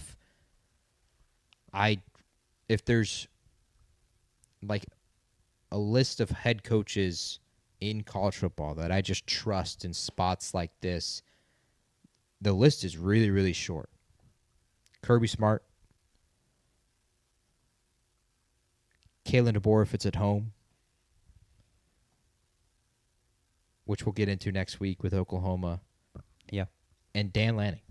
There's just something about it. I just trust him in this kind of game because really his only kryptonite he's ever had is Kalen DeBoer. Like that's the only team he consistently loses to was Kalen DeBoer in Washington. He, of course, lost to Ohio State, but Ohio State was guns blazing in the playoff last year. Traded with him last year, too. Like, you did beat him once. So. Absolutely. And I really trust Dan Lanning in this spot, so I'm going to take Oregon to win and to cover. I think we're looking at a 24-7 win for Oregon. Wow, okay. I don't think it's going to be comfortable, though. I think it's going to be a tight first half, and then Oregon hits a couple cap busters, explosive plays in that third and fourth quarter. Maybe Gronowski turns the ball over on the Iowa side of the field, and the score doesn't look as close as the game kind of actually was. Yeah. Give me Oregon to win and cover. I just really trust Dan Lanning in this spot, and I think he'll have his team ready, even with this being kind of almost a look-ahead game with USC and the Washington game still left. Give me Oregon and the Ducks to win at Kinnick Stadium. Yeah, I agree with you. I think Dan Lanning's a football sicko. He relishes just this kind of game. The weather's bad. It's a defensive slugfest. He was a defensive guy at Georgia, so I think he lives for these kind of games. But since I'm calling it my race to 20, and I just think the score is going to be so compressed, I think Oregon's going to win. Yeah. But I think Iowa will cover the 6.5, so I'm going to take Iowa to cover. Sanders also has Iowa covering. And just for clarification, before we roll around to Sunday's show and I try and claim props, if this is even possible, 24, that counts as a race to 20 game. Anything sub 25 counts as a race to 20 game. You start hitting 28, 27, obviously 30. I won't count that as a race to 20. But 24, I would consider that a win. The first win for my race to 20 game, I might add. So probably I should just let it happen before I start trying to preemptively claim credit. But that's all we have for that game, and that gets us on to our last game of the day. Our last team of the pod in college football. Correct. My Texas A&M Aggies, who are 8-0, go back on the road to travel to Missouri, who are very much in a desperation spot in terms of playoff aspirations, because thankfully they still have some. They're not out of it yet. But also just like Eli Drinkwitz does not really win big games, and they've already missed a couple opportunities to do so this season. And so I think they're just even desperate to win a big game at this point, let alone make the playoffs. I think you have some stats. I do, yeah. Off. Missouri hasn't beaten a top 5 opponent, the university, since 2010. Eli Drinkwitz, he took over the COVID year with Missouri, and he's coached since then. Has played 17 ranked games at Mizzou. He is 4-13 over those 17 games. Hey, 4 ranked wins. I'm pretty sure that's basically on par with James Franklin. You think, maybe there's a few top 10 wins in there because it's all SEC games. No. He's beaten number 24 in the country, Boston College. Number 24 in the country, Kentucky. Number 25 in the country, South Carolina. And his best win is number 13, Tennessee, at home. Yeah. And if I'm not mistaken, Hendon Hooker tore his ACL the week prior at South Carolina. Gotcha. So they didn't even face the starting quarterback of that team. Yes, I'm pretty sure they faced Joe Milton. Yeah, 4-13. Drinkwitz is the James Franklin of the SEC, which when you look at a stat like this, it is so shocking to see the buzz he is getting for some of these big jobs like LSU, Penn State, yeah. Florida. It is diabolical that is even a thing, but he could shut all of that up on Saturday with a win with a true freshman quarterback against the Aggies. Mizzou has only given up, Jack, 81 points in conference play. Yeah. That is the second least of the teams in the Power Four. On a scale of 1 to 10, how much does that scare you? As for our offense, it scares me a little bit, but not too much, to be honest. If you had to put a number on it, Scale of 1 to 10, only Iowa has given up less points. 5. Honestly, I'm kind of right down the middle because I have two schools of thought on it. One, okay, that's pretty impressive. They've shut down basically everyone. Mm-hmm. And then I go look at A&M and I go, A&M has basically scored on whoever. It doesn't Mhm. matter who lines up on the side of the ball. So it's like, what's going to give? That's a misleading stat. It's a lie stat. They've not played great offenses. Missouri's only played 4 conference games, too. Yeah. Everyone else in the SEC has played 5 or more. Missouri's given up 20 points per game in conference play. They've also gotten to play Auburn, Yeah. where they gave up 17 points to Jackson Arnold, which is a lot. So it's a completely misleading stat. But that is a stat I have heard from people. Being like pushed as Gospel. Yeah. Mizzou has only given up 81 points in conference play. Which they do have a good defense, I do want to say. That stat does mislead. I didn't realize they only played 4 conference games. It's not, they're the only team that has. But they do have a good defense. They're good against the run. Zion Young, Damon Wilson are great off the edges in the pass rush. Mhm. So that is a worry for me. But first, before we really get into X's, O's, I kind of want to talk about some external stuff about this game. Sure. We talked about what it means for Missouri already. Also thinking about how badly they got beat in Kyle Field last year. Yeah. Revenge game. Mike Elko is still talking about how A&M's desperate to finish this year, and so yeah, we're 8-0, but like we're not letting up off the gas. We still feel like we have something to prove. I hope that's true. I want my coach to be able to thread the line of like letting external noise motivate the team while also not letting it be too much. So personally, I hope he saw what the conference playoff committee said Tuesday about the thing being the difference between A&M and Indiana and Ohio State being A&M's defense isn't that good. Mm-hmm. I hope he sees that. I hope the defense sees that. I hope that motivates him to go make a statement Saturday. The committee's right, by the way, but Yeah. that doesn't mean A&M has to like it and that A&M can't use that to try and go prove something. He's not going to like that No, whatsoever. he's a defensive guy. Jalen Catalon, the 8th-year senior, whatever, saying that, we just have to make Marcel Reed play quarterback and we're good. Pretty bold. This game always just ends up with some weird noise around it. We'll see who gives. Last year it was a blanket being put in one of Missouri wide receivers' hotel room, supposedly being from our defensive back who calls himself the blanket, and basically was like, you better get used to this because it's going to be real tomorrow. That was for Luther Burden? Theo Weiss. Theo Weiss, that's Yeah. right. Why didn't go to Luther Burden? I don't know. Went to Theo Weiss. I guess they thought he needed some extra motivation. Diabolical. It did not work. But there's a lot of external stuff, and now we can get more to the X's and O's. Go ahead. You got it. Okay. I think, for one, it's going to be a complete misconception right now that without Bo Prabula, Missouri has no chance in this game. They showed that in the Vanderbilt game, that they have a chance. They fought with Matt Zollers. Matt Zollers is a true freshman quarterback. He's a 4-star, 95 overall rating, depending on what site you're looking at, which is a really high 4-star. That's almost a 5-star. He's converted in the Vandy game in the second half, tied and down 7. It was a 4th and 2 and a 4th and 3, if I'm not mistaken. 4th and 2 and 4th and 3 with Ahmad Hardy. You could just run the football. Missouri didn't. They threw the ball, and Matt Zollers picked up both first downs. So they like what they have with Matt Zollers. They also have an advantage where Matt Zollers has played 1.5 quarters.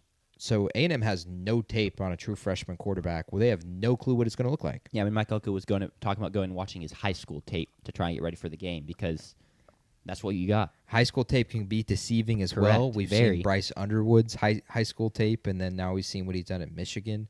So they have that advantage, Mizzou does, where they can completely open up the playbook. They could have a completely different playbook. Because we've seen, even like in State's perspective, when Kamario Taylor came in the game against Arkansas, Lebby called a completely different game because he had a completely different quarterback, and a good offensive coordinator will do that. Kamario is better with his legs than he is with his arm. Blake Shapen really didn't have much legs for the most part. Definitely not compared to Kamario. So Lebby called it completely different. Will Missouri do the same with Zollers and Beau Pribula? Because they are different. Zollers is more of a pocket passer. He can use his legs, but he's definitely not the runner that Beau Pribula is, and they won't use the quarterback run as much. I would expect, especially against this Aggie front seven. Yeah. On the Aggie front seven, I think they are the key to the game because they're the sledgehammer. They are the sledgehammer to this game. They can just break the wall completely down to Missouri. Or you could miss and hit yourself in the foot. If Cassius Howell and that front seven have any impact compared to what they had in the LSU game, then this game has no chance. Even if Marcel Reed does have to play quarterback. And it goes poorly, yeah. It won't matter because Missouri won't be able to move the football. The front seven will dominate Ahmad Hardy in the run game, and they'll dominate Matt Zollers in that pass protection group. If they dominate like I wrote in my notes, if they dominate, it's over. Even if the Aggies score 17 points, Sure. It could look a lot like the Auburn game. Yeah. Where the defensive line just dominates Auburn for the entire game. What was it, 7 or 9 sacks? One of the two? I Might have think been it in was- between. I think it was. I actually don't know. I think it was 7 though. Okay. I think it was. They 7. just dominated Auburn in that front. Arnold held on to the ball too long. And so with a true freshman quarterback, you might expect the same from Matt Zollers. And so Cassius Howell and the Aggies front control the game for me. If they are kind of slowed down, then maybe Missouri has a chance. Ahmad Hardy, though, has to cook. He has to be 120 yards plus. You have to be getting key runs on first and second down. So Matt Zollers is in those third downs where they've at least shown in a quarter and a half that they trust him on third and short, fourth and short. For Missouri, like I said, they have this advantage, so why not just open up the playbook, show stuff that you've never seen or that you've never shown, that A&M has never seen. You have the element of surprise, so why not take a chance? Because your playoff run is on the line. Eli Drinkwitz, I just think human nature, it is impossible to not think about the buzz that he's getting for future jobs and to think of this as an opportunity for him Showcase game. more than it is an opportunity for his team. Yeah. And I want to be a great coach one day, but I think it can be hard to be not selfish in those kinds of scenarios. And so Drinkwitz, I think, wants this game just as much as Missouri does. Yeah. So take a chance. No reason to stick to a conservative game plan where you just hand it off to Ahmad Hardy on first and second down. You get to 3rd and 5, Matt Zollers gets sacked. Yeah. That can't be what the drives look like. Try to take deep shots. Try to punch first. Try to hit him over the top with Kevin Coleman. Run a flea flicker on the first damn play. Do something crazy and try to punch A&M because you're in front of your home crowd. You're going to have that opportunity to get that crowd going against the Aggies. So there's just no reason to stick to a conservative game plan. That being said, if Cassius Howell and the Aggie front seven have a different game plan in mind, it won't matter. Yeah. It's definitely an interesting matchup because the Missouri offensive line is pretty good, but the A&M front seven has not been slowed down this season really at all. So can Missouri be the first to do so? And even the same matchup on the flip side of the ball, the edges for Missouri have been very good at getting after the quarterback. Marcel Reed's only been sacked 6 times this season. The offensive line does a fantastic job of keeping him clean. So can they get home? And then on the quarterback thing real quick, I don't feel any differently about this game on who's playing quarterback. Fair. Bo was a great runner. He never showed me enough as a passer to truly scare me. And so then the unknown about Zollers kind of replaces that. And so sure, maybe he's not a good enough runner, but I would almost just rather know who I was playing as an A&M fan. My couple keys for A&M real quick is slow down Ahmad Hardy. He's really not been great in SEC games. A couple 50-yard performances and then a 90-yard Yeah. performance against Vandy. And then he had a good 100-plus yard performance against South Carolina. It's South Carolina. You should do that. For A&M, can you hold them to 3 or less explosive runs? Is kind of my thing. Sure. Because I don't think Missouri is going to truly be able to march the ball up and down the field on this A&M team. I like Zollers, but he's a freshman. You get into a lot of third downs against this A&M team. They're going to get you off the field. They've done it all season. Mike Elko's he gives you all these different looks on third down. I don't trust a freshman, even with good ability, to consistently be able to dissect that and know what to look for. Agreed. And so then also when you hopefully hold Ahmad Hardy to 3 or less explosive runs, can they be for like 18 yards instead of, oh, that was a 50-yard touchdown run? That's a lot better. And then, offensively just protect Marcel Reed, try and get something going in the running game. But it's similar to I don't want to say it's similar. I like A&M has more options. Okay, the run game doesn't work. Mario Craver, Casey Conception, the tight ends. You have multiple options. Find something that works. Don't get overwhelmed by the crowd. I don't expect y'all to. Y'all went into Death Valley just fine. That crowd is not Death Valley by any means. Exactly. Either. So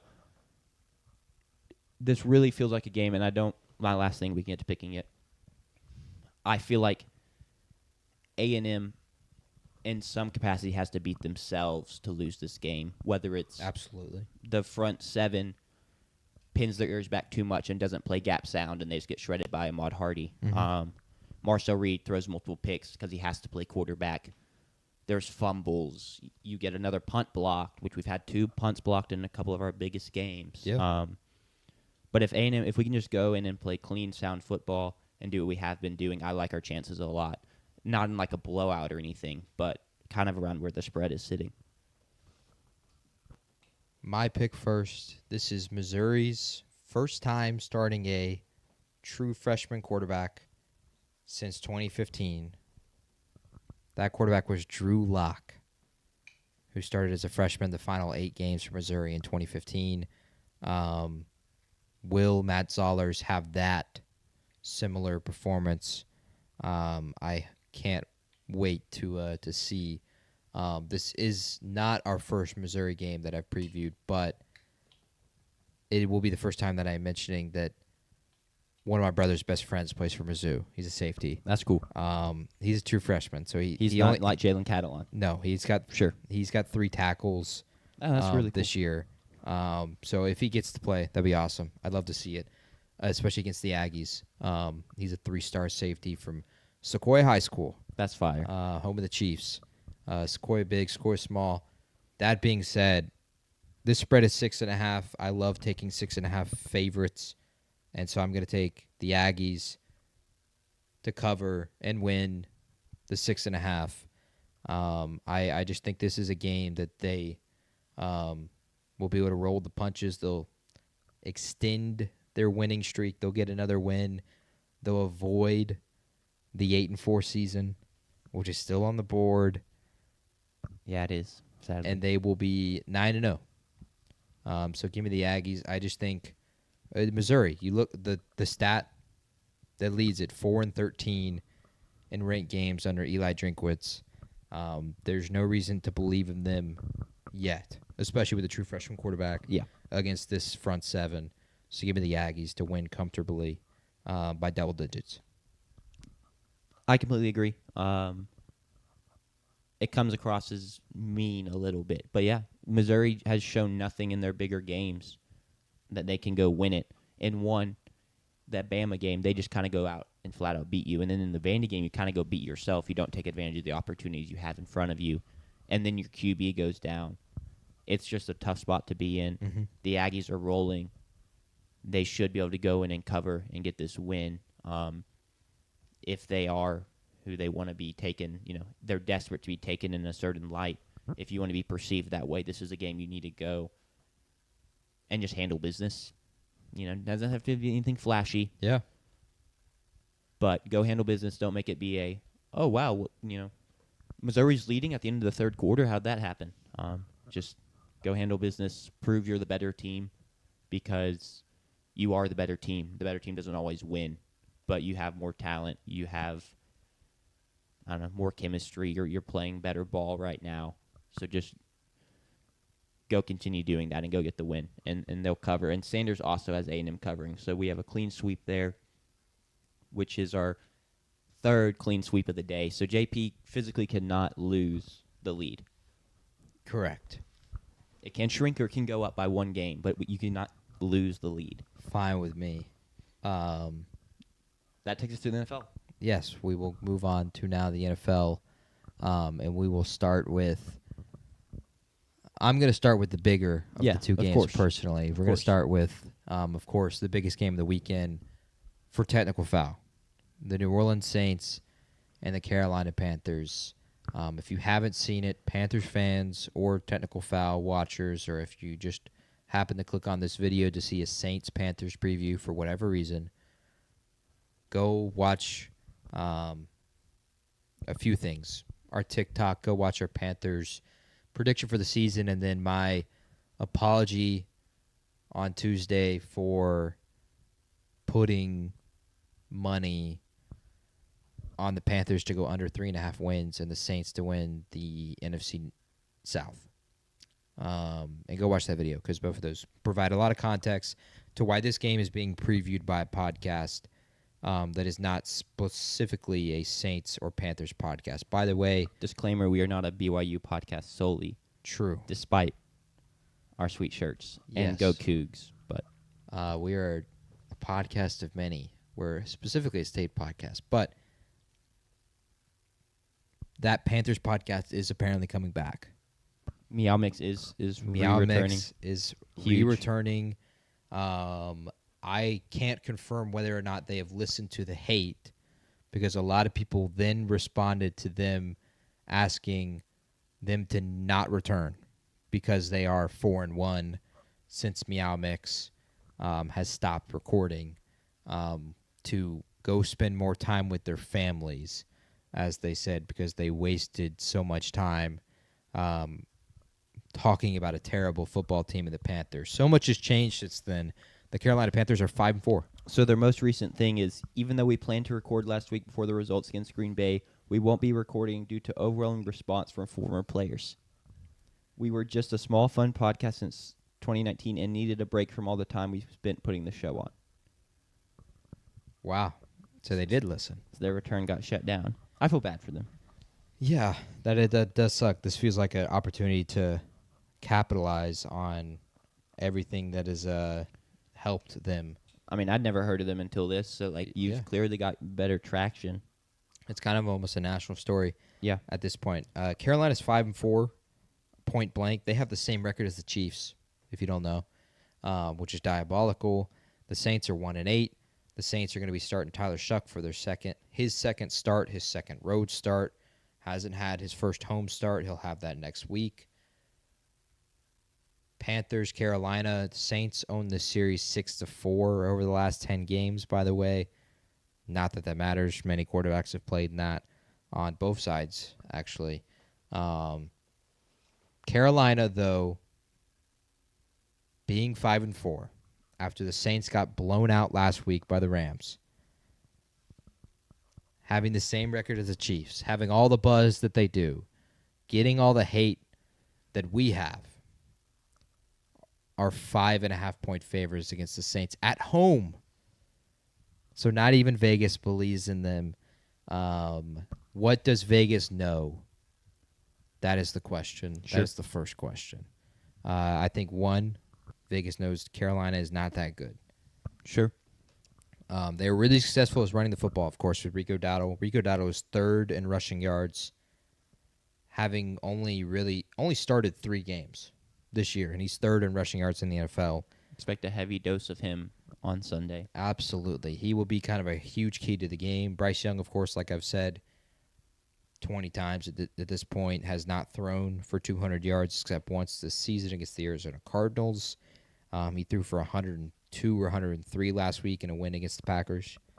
We were supposed to celebrate that, by the way. Apparently. Monumental performance from him. From the former number one overall pick of 3 years ago in his 4th season. keys to the game, I think, for one, I want to see how does New Orleans respond after losing Rashid Shaheed? Like, how does Kellen Moore use the different weapons that we have? Does it become more just become like it did when Shaheed was hurt last year, which was a different OC. That was Clint Kubiak at the time. The Seahawks OC now. Does it become just so reliant on Chris Olave that it's just him that we're targeting? Or do we actually use the other weapons that we have in Deshaun Vele or Devon Vele, who we traded almost the same package for to get as we got back for Rashid Shaheed? Does it become Taysom Hill, Juwan Johnson? Does Alvin Kamara get work? Yeah. All of those remain to be seen. I really want to see how that works with Tyler Shuck. It kind of sucks to see, of course, to see Shaheed go, but you want the draft capital back. But it really sucks because it will not help Tyler Shuck. And if Olave gets hurt, then we're in the identical spot to where we were with Spencer Rattler. And that scares me because Spencer Rattler started, it was 7 or 6 games last year, and he didn't have any weapons, and so that was like the excuse for him playing bad and not winning a single game was, oh, we don't have any weapons. He has no one to throw to. I don't want that to become the case again with Tyler Shuck, so I'm really curious to see how Kellen Moore uses these weapons, and hopefully that's not an excuse in this game whatsoever. Again, this is another win-win scenario for me. I'll highlight more so why it's a win-win scenario when we get to our next segment, JP's best bets. But Jackie, got thoughts on this one? My biggest thing is Carolina should just be able to run the football. And Yes. Joe just looked to establish that early with Rico Dowdle. This is a game where Bryce Young could have under 200 passing yards, and it actually maybe be acceptable because you can just run the ball so effectively, and the offensive line puts in work. Rico Dowdle puts in work. Chuba as a second back, still is productive. And then you talked about too, and so I don't have too much else to say, but do the Saints have any life? Like, what's the vibes in that locker room? Mm-hmm. Are they going to this game truly believing they can win and like truly trying to win, or are they just resigned to a lost season at this point? I don't truly know. They were really high vibes last week during practice. I wonder if that will still be the case with Rashid Shaheed being traded. Chris Olave expressed a lot of sadness He seemed like a well-liked guy. with one emoji, just a sad emoji that he posted on Twitter, but it expressed a ton of emotion in one emoji. Shaheed and Olave have played together for 3 years now, so they have spent a ton of time together, really good friends. So does that kind of change how he feels and how the locker room feels, how the vibes felt? I'm curious to see that, of course, as well. Yeah. I hope we lose Sure. because obviously we want a better draft pick. But the vibes have been actually really good for a 1-8 team because I think they understand completely what the reality is, that this is a rebuild. While I did not predict that, nor did I want that, this is a rebuild. We'll get better hopefully next year. Yeah. Make some kind of run, be around 500, and then maybe the year after that, everything changes. Yeah. The last thing we'll say is, Carolina, you better not lose this game after all the shit talking you did this past week and the victory laps you did to be back above 500 at this point in the season. If you lose this game, what comes around goes around, I guess. They cannot afford to lose this game either. New Orleans, they will play twice, and then the rest of the games they play are in Atlanta, in San Francisco against the 49ers, which whether or not you think those two teams are tough or not, that's on the road. It's not easy for Bryce Young. They will host the Rams, play the Buccaneers twice still, and then they host the Seahawks, who are one of the best teams in the NFL. So if they actually want to make the postseason, have no margin for error. They have to sweep the Saints to get to 7 wins and then try to pick up 2 to 3 more somehow and try to get 10.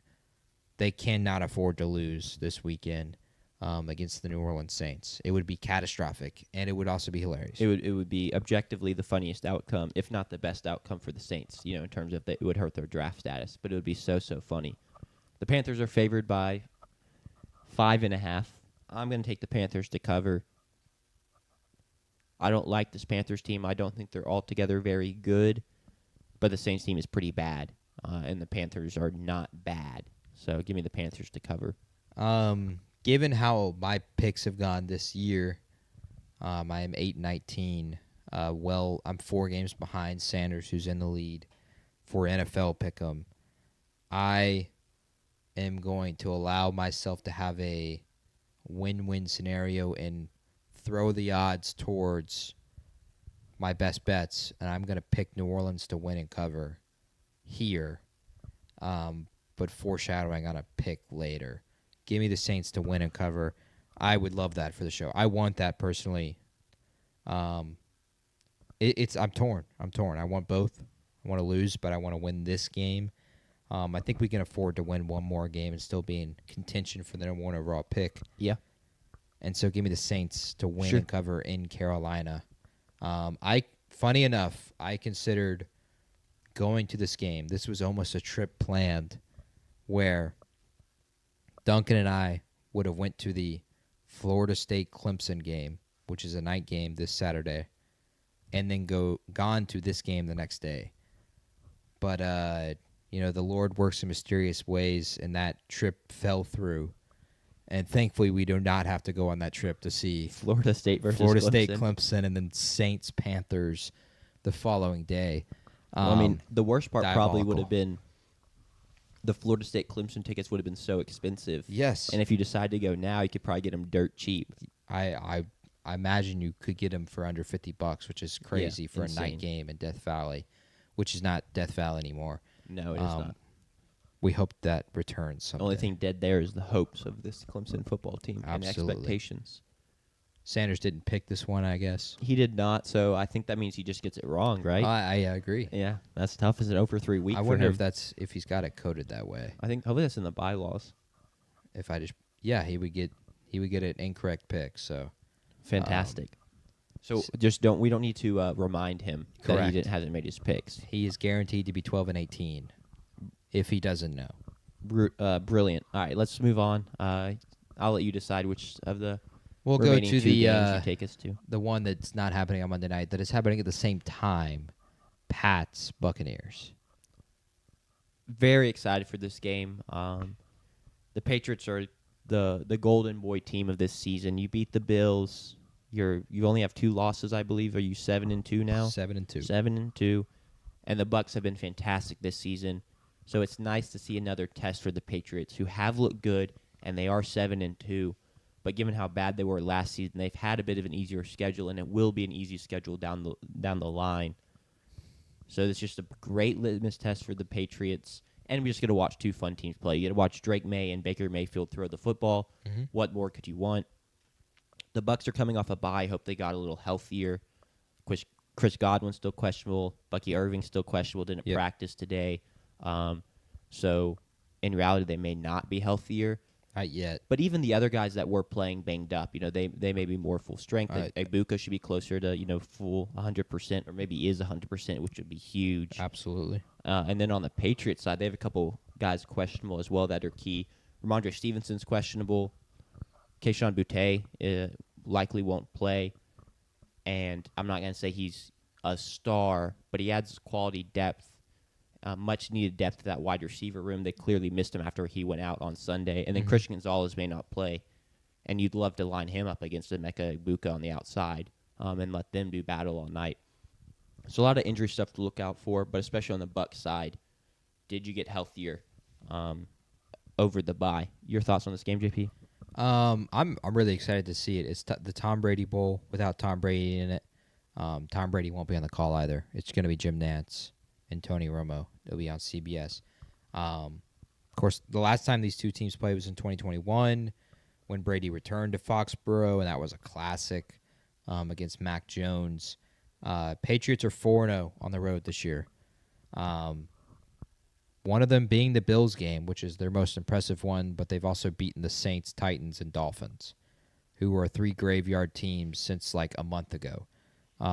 Their other wins, of course, are also the Browns, the Falcons last week, the Panthers, who are only 5.5-point favorites at home against the Saints, and they've lost to the Raiders. So this is it's kind of almost a feaster. Not even if that's a terrible phrase. That phrase makes no sense for this. It is. Are they frauds? I guess is just what I'm trying to say. Are they a fraudulent 7-2 team that has played nobody, got their good win against the Bills, which I highlighted in a best bet that was kind of just felt like a good dynamic spot for New England. Well, they get to prove whether or not that's true or not against Tampa Bay, 100%. Tampa Bay off of a bye, too. So the advantage is there towards Tampa Bay. Drake May versus that defense, Levante David and Vita Vea.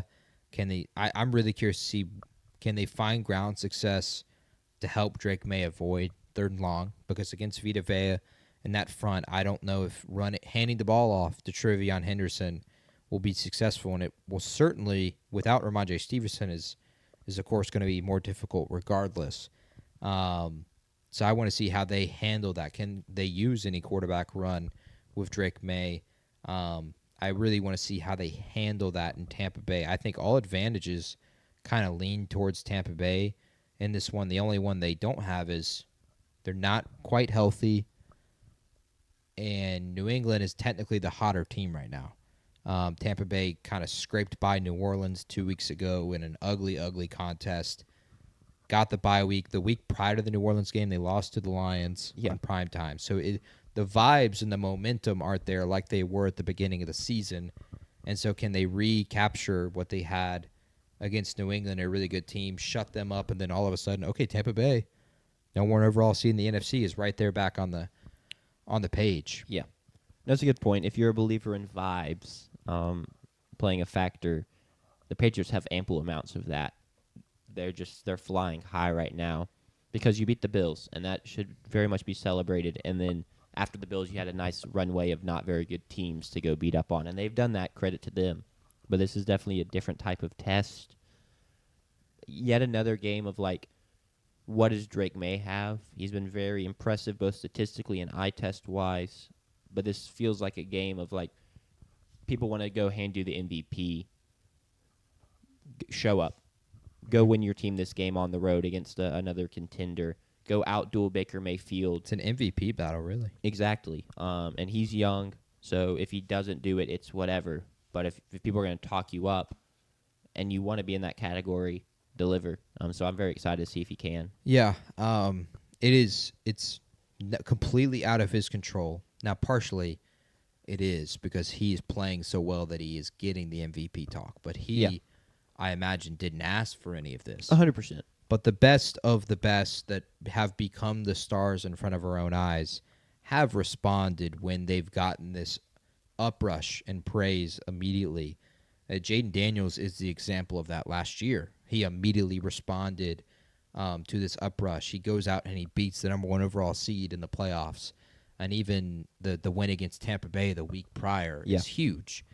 Drake May, this isn't a playoff game, but it feels that way that it is.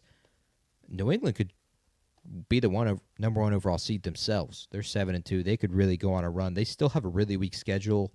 They play the Jets twice, who apparently they play the weaker Jets than we already thought they were going to be since they've tanked with Sauce Gardner. If that was possible, and Quinnen Williams. And so everything's out in front of them, and this is kind of a flip game. It could be really different. The difference between them being winning the division, one, it could be that. It could also be the difference between if they were to win the division, #1, #2, #3. It's a really big flip game, and it's also a really big flip game, again, I think, for Tampa Bay. Tampa Bay, the next 3 weeks, host New England, at Buffalo, at the Los Angeles Rams. They're 6-2. They could be 6-5 in a month.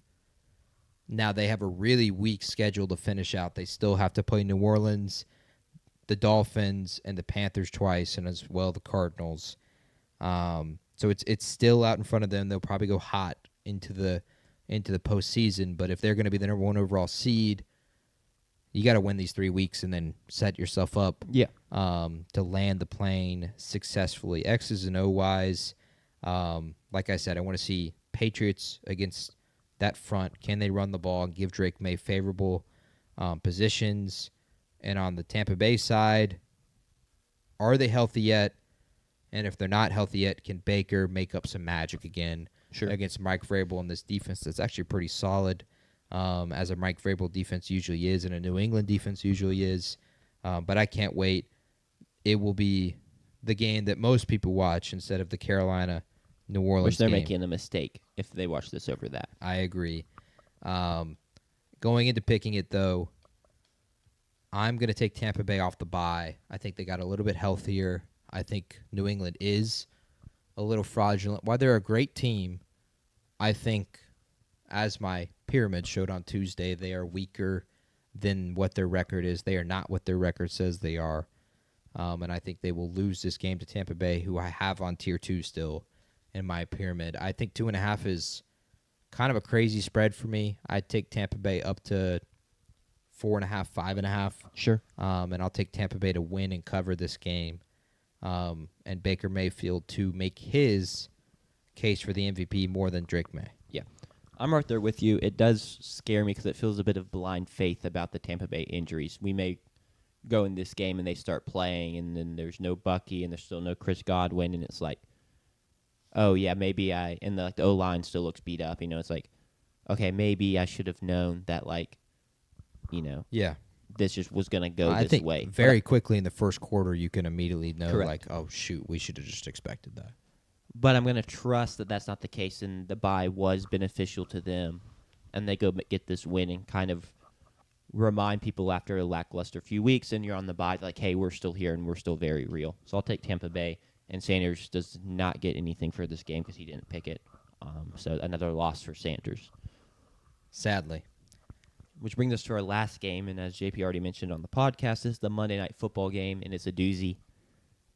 Two of the favorites to win the NFC, the Philadelphia Eagles, travel to Lambeau to face the Green Bay Packers, where the Packers will try and bounce back from a pretty inexplicable loss to the Panthers at home.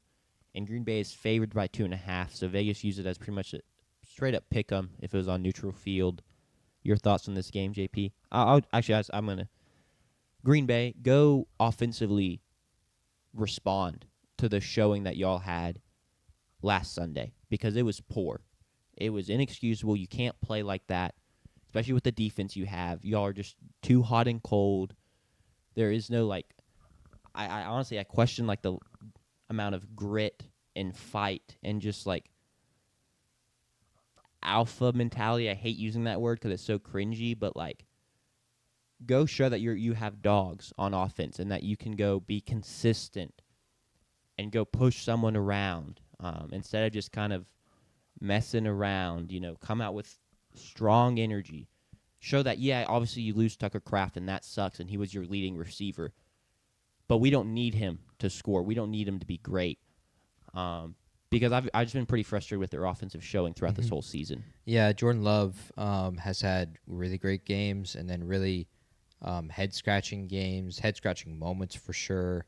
You feel like, even in their wins, some of the games, they're like, why are we even close in this game against the Arizona Cardinals? Why do we have to go for it on fourth down on the road to win it against Arizona, a team that had at the time lost 4 games in a row in one-score games? You get an opportunity after a very brutal loss to Carolina last week in a game which you should not have lost by any means, where they had 6 drives in Carolina territory past Carolina's 25, not just past midfield, past the 25, and they scored 13 points on those 6 drives. That can't happen. You've got to be able to finish drives, especially when you have the connection of Matt LaFleur and Jordan Love. This is year 3. We should be on the same page. We should be able to finish drives better than we did when we were in our first year and our second year. That can't be the case.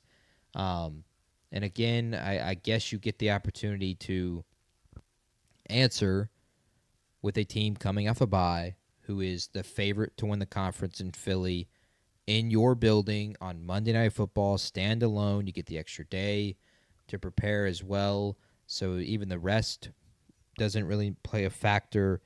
Eagles have had their own questions kind of all year. This is a potential NFC Championship preview. Go make a difference, like you said, offensively. Respond in this game to the loss of Tucker Kraft, which is devastating. Hopefully Romeo Dobbs is doing okay. Well, he is, because Tucker Kraft's in a better place now. So at least he has that to, like, fall back on and comfort his heart. At least he's getting through the stages of grief over there. But this is also, it's a huge game because it's a difference in playoff seeding. It's a really big difference in playoff seeding. And the advantages should be there for Green Bay. It's not going to be a snow game, although there is like a slight chance. We're talking like 10 to 15% chance that there are flurries. But it's 30 degrees at kickoff. This is Lambeau in November, December, January. Now, the Eagles are as good of a team in playing in that kind of weather, I would assume, with how they play football. But it's your turf. Protect Lambeau Field. They have to go respond and do that. Yeah. On the Eagles' side, they made no moves at the deadline. A.J. Brown was not traded, surprisingly, for some. So he is with the team. They are officially running it back. They are running the same team that they had last year. Of course, they are missing a few of the veterans on defense, but they are fully invested in this team. And so they get their chance immediately to knock out one of the teams that is atop the NFC, get to 7-2, get really quick and hot out of the bye. And I'm really excited to see how they play mojo-wise. How does Nick Sirianni react on the sideline? How does A.J. Brown react on the sideline? Offensively, it's been every single week it's been a question of, how will they even play offensively? Because it just felt like it's been different every single week. Of course, you've had two different halves where like Jalen Hurts is just like put up a stat line that makes literally no sense. One half where he doesn't complete a single pass, and the second half against Tampa Bay, and you still win. You've had great running games, like you had, 2 weeks ago with Saquon Barkley has a great day on the ground, and you're able to attack through the air. You've responded in big moments with Jalen Hurts making big-time throws. So it's like it almost feels like every single week with this offense you're playing a game of roulette. You have no idea what you're going to get, and it's completely up to chance. To attack this Packers front, though, you can't let Micah Parsons eat you alive. I think you need to. Jalen Hurts got to protect the football because Green Bay can turn you over. Their DBs are good at doing that, especially Xavier McKinney. And so they got to protect the football. I want to see more. I want to see again a week of ground success from Saquon Barkley as a Saquon owner. Oh, of course. In fantasy football, of course, but also vibes-wise. I don't want that to be a one-off. They can't let that be a one-off, that performance. They can't win the Super Bowl if that performance is a one-off. Absolutely. And the best way to win on the road is run the football, dominate the game that way. Especially when it's 30 degrees. They should do that. Yeah. Side lean on Saquon. Hopefully he's feeling better post-bye after their win against New York, and he kind of hurt his hamstring at the end of that game.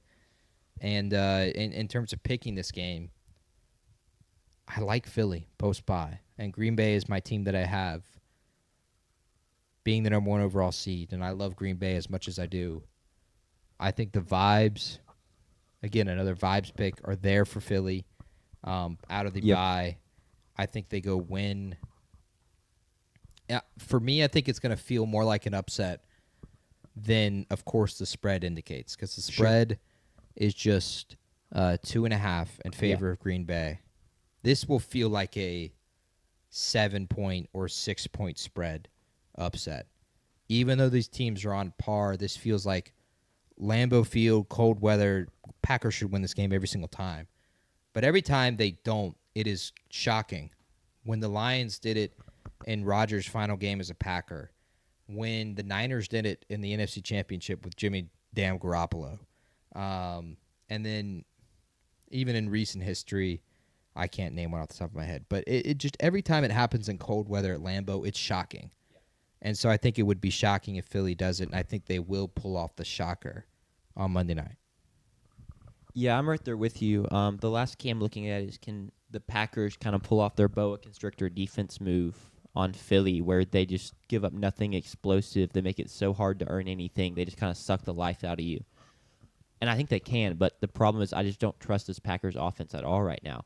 So I think we could end up in a really low-scoring game, and Philly still walks out the winner because the Packers offense doesn't hold up their end of the bargain. I mean, even against the Panthers and losing last week, it's not like the defense got shredded. No, not at The all. offense just couldn't deliver. Defense only gave up 102 passing yards. Micah was complaining about that. Yeah. He was like, guess we should have done better, basically. But yeah, I'm going to take Philly because of that. Talk about vibes, weird vibes around the Packers offense right now, and I don't like it at all. So give me Philly, and once again, Sanders does not get any. He's wrong. He null and void on his pick. And that can take us to the last segment of our show, which is JP's best bets of the week. Yes, Bets is back. We went 4-3 last week. We had 7 games, meaning we were up to 16, 23-1 on the season. We were +1 for the second straight week. We're looking for a third one. We went towards a philosophy 2 weeks ago where we said, okay, we're gonna fire up more shots, volume shooting. We're gonna go Cam Thomas mode and get up more shots, meaning we're going to score more points.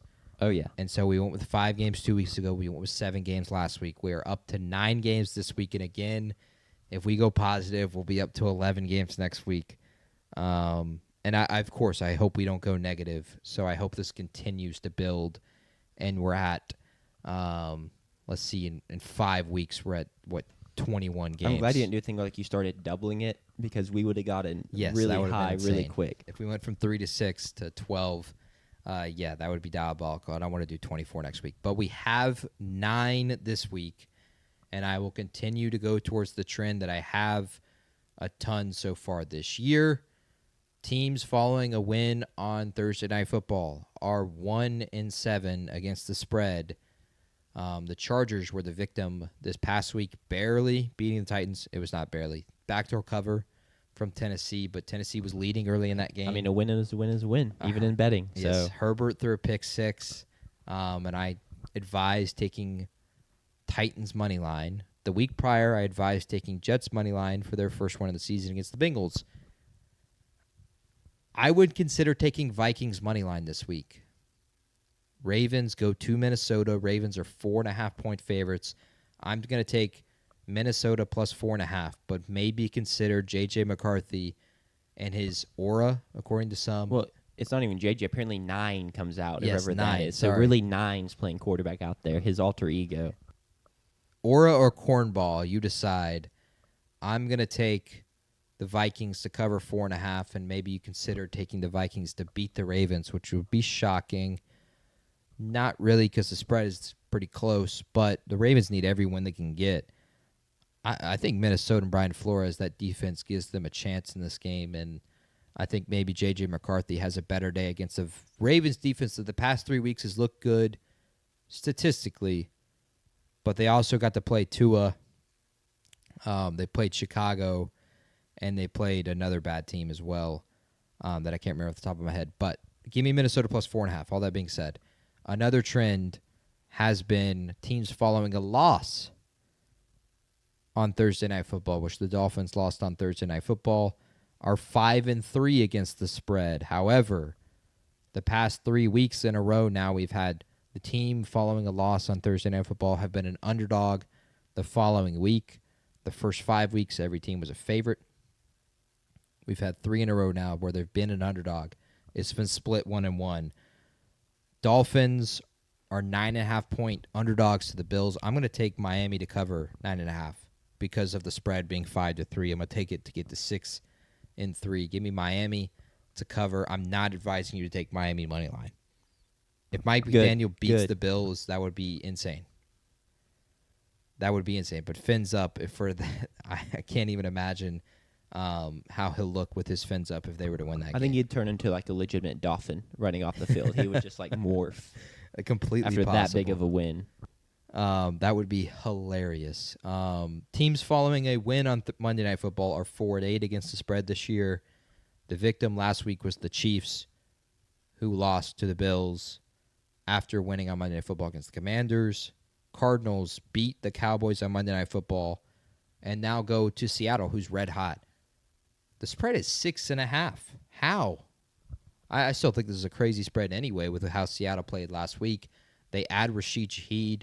They're going to get him a touchdown this weekend. I'll go ahead and guarantee you that. And Arizona can still lose by one score and we cover with a 7-point win or an 8-point win for Seattle. So there's plenty of avenues here. I'm going to take Seattle to cover 6.5 as my third bet. As my fourth bet, I'm taking Indianapolis minus 6.5. And I don't remember why I wrote this one down. I don't even remember who they're playing. I'll figure out who they're playing. You want to go on to your next one? Oh, that's Okay, right. They're cool. playing the Falcons That'll do in it. Berlin. I forgot about that. Yes. Okay, so the Falcons lost in a devastating way last week to the Patriots, missing an extra point.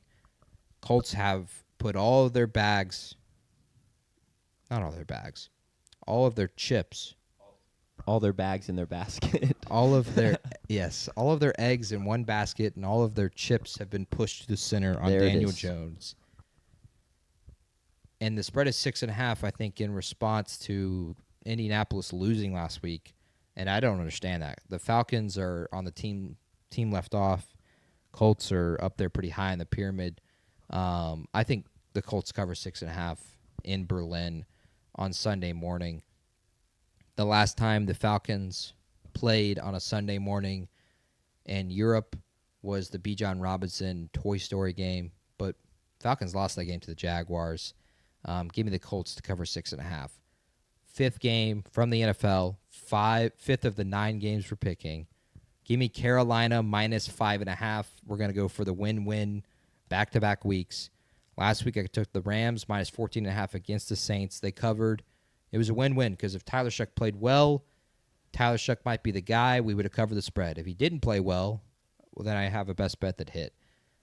I'm going to do it again. But this one is different because there's more to it. We've had a long YouTube video. We've had arguments. We've spent probably 2-3 hours talking Carolina Panthers over the past week, which has to be top 3 in the entire world of words said about the Carolina Panthers this week was on this show specifically. I'm taking Carolina minus 5.5 because if they win and cover, it's a best bet that hits. And the Saints get a better draft pick or are closer to number 1 overall pick. If this misses, so be it. We've got 8 other picks that are going to hit. We're going to go 8-1. And the Saints beat the Panthers. We get to go straight into the Panthers comment section. And, man, I can't wait for the war that could potentially be. So we got a win-win either way. Give me Carolina minus 5.5. Now I got 4 more from college football. 1 has one theory, and then 3 are something that has to do with the poll that was released on Tuesday. I'll start with the 1 theory. I'm going to take LSU to cover 9.5 points against the Crimson Tide this Saturday in Tuscaloosa. Interim head coach, just given how Brian Kelly and that tenure was, and the angst in that locker room, and the potential bad vibes, all of that. I think they're going to play their butts off this weekend in Tuscaloosa. I think they're going to play really, really hard. I think that defense is finally going to respond after a couple bad weeks. LSU does enough offensively. Kalen DeBoer will win this game. There's no way. He always wins at home. But I'll take LSU to cover 9.5 because of the interim head coach. I think they'll play really, really hard for the Tigers and not for Brian Kelly anymore. So give me LSU. And then the last 3 all have to do with the college football playoff. And these are, to some, the 3 teams out from the group of 5, the 3 teams up next to get that bid. One of them kind of got that bid on Tuesday in Memphis. The other one is JMU, who we're all big and high on, and we hope gets that group of 5 bid. And then the other one is one of mine, Kennesaw State, who I ranked 25th in the country this weekend. I think they got slighted as well. I'm going to take Memphis to cover 3.5 against Tulane, trying to make a statement to get into the top 25 next week. That would be a good win against Tulane and John Sumrall. I'm going to take JMU to cover 13.5 on the road at Marshall. I think they'll blow out Marshall and get consideration to be in the top 25 next week as well. And then I'll take Kennesaw State minus 9.5 on the road against Conference USA rival New Mexico State. This is their second time ever playing, so not a rival, but maybe it's a rival that's brewing. Exactly what I was about to say. Brewing rivalry. Give me KSU to cover 9.5. 3 teams that feel slighted because I feel like all the group of 5 just got made fun of on Tuesday. Sure. Said you're not good enough to have all Power 4 teams in there is crazy. Hurt me as a current coach at a group of 5 school. Yes, it's insane.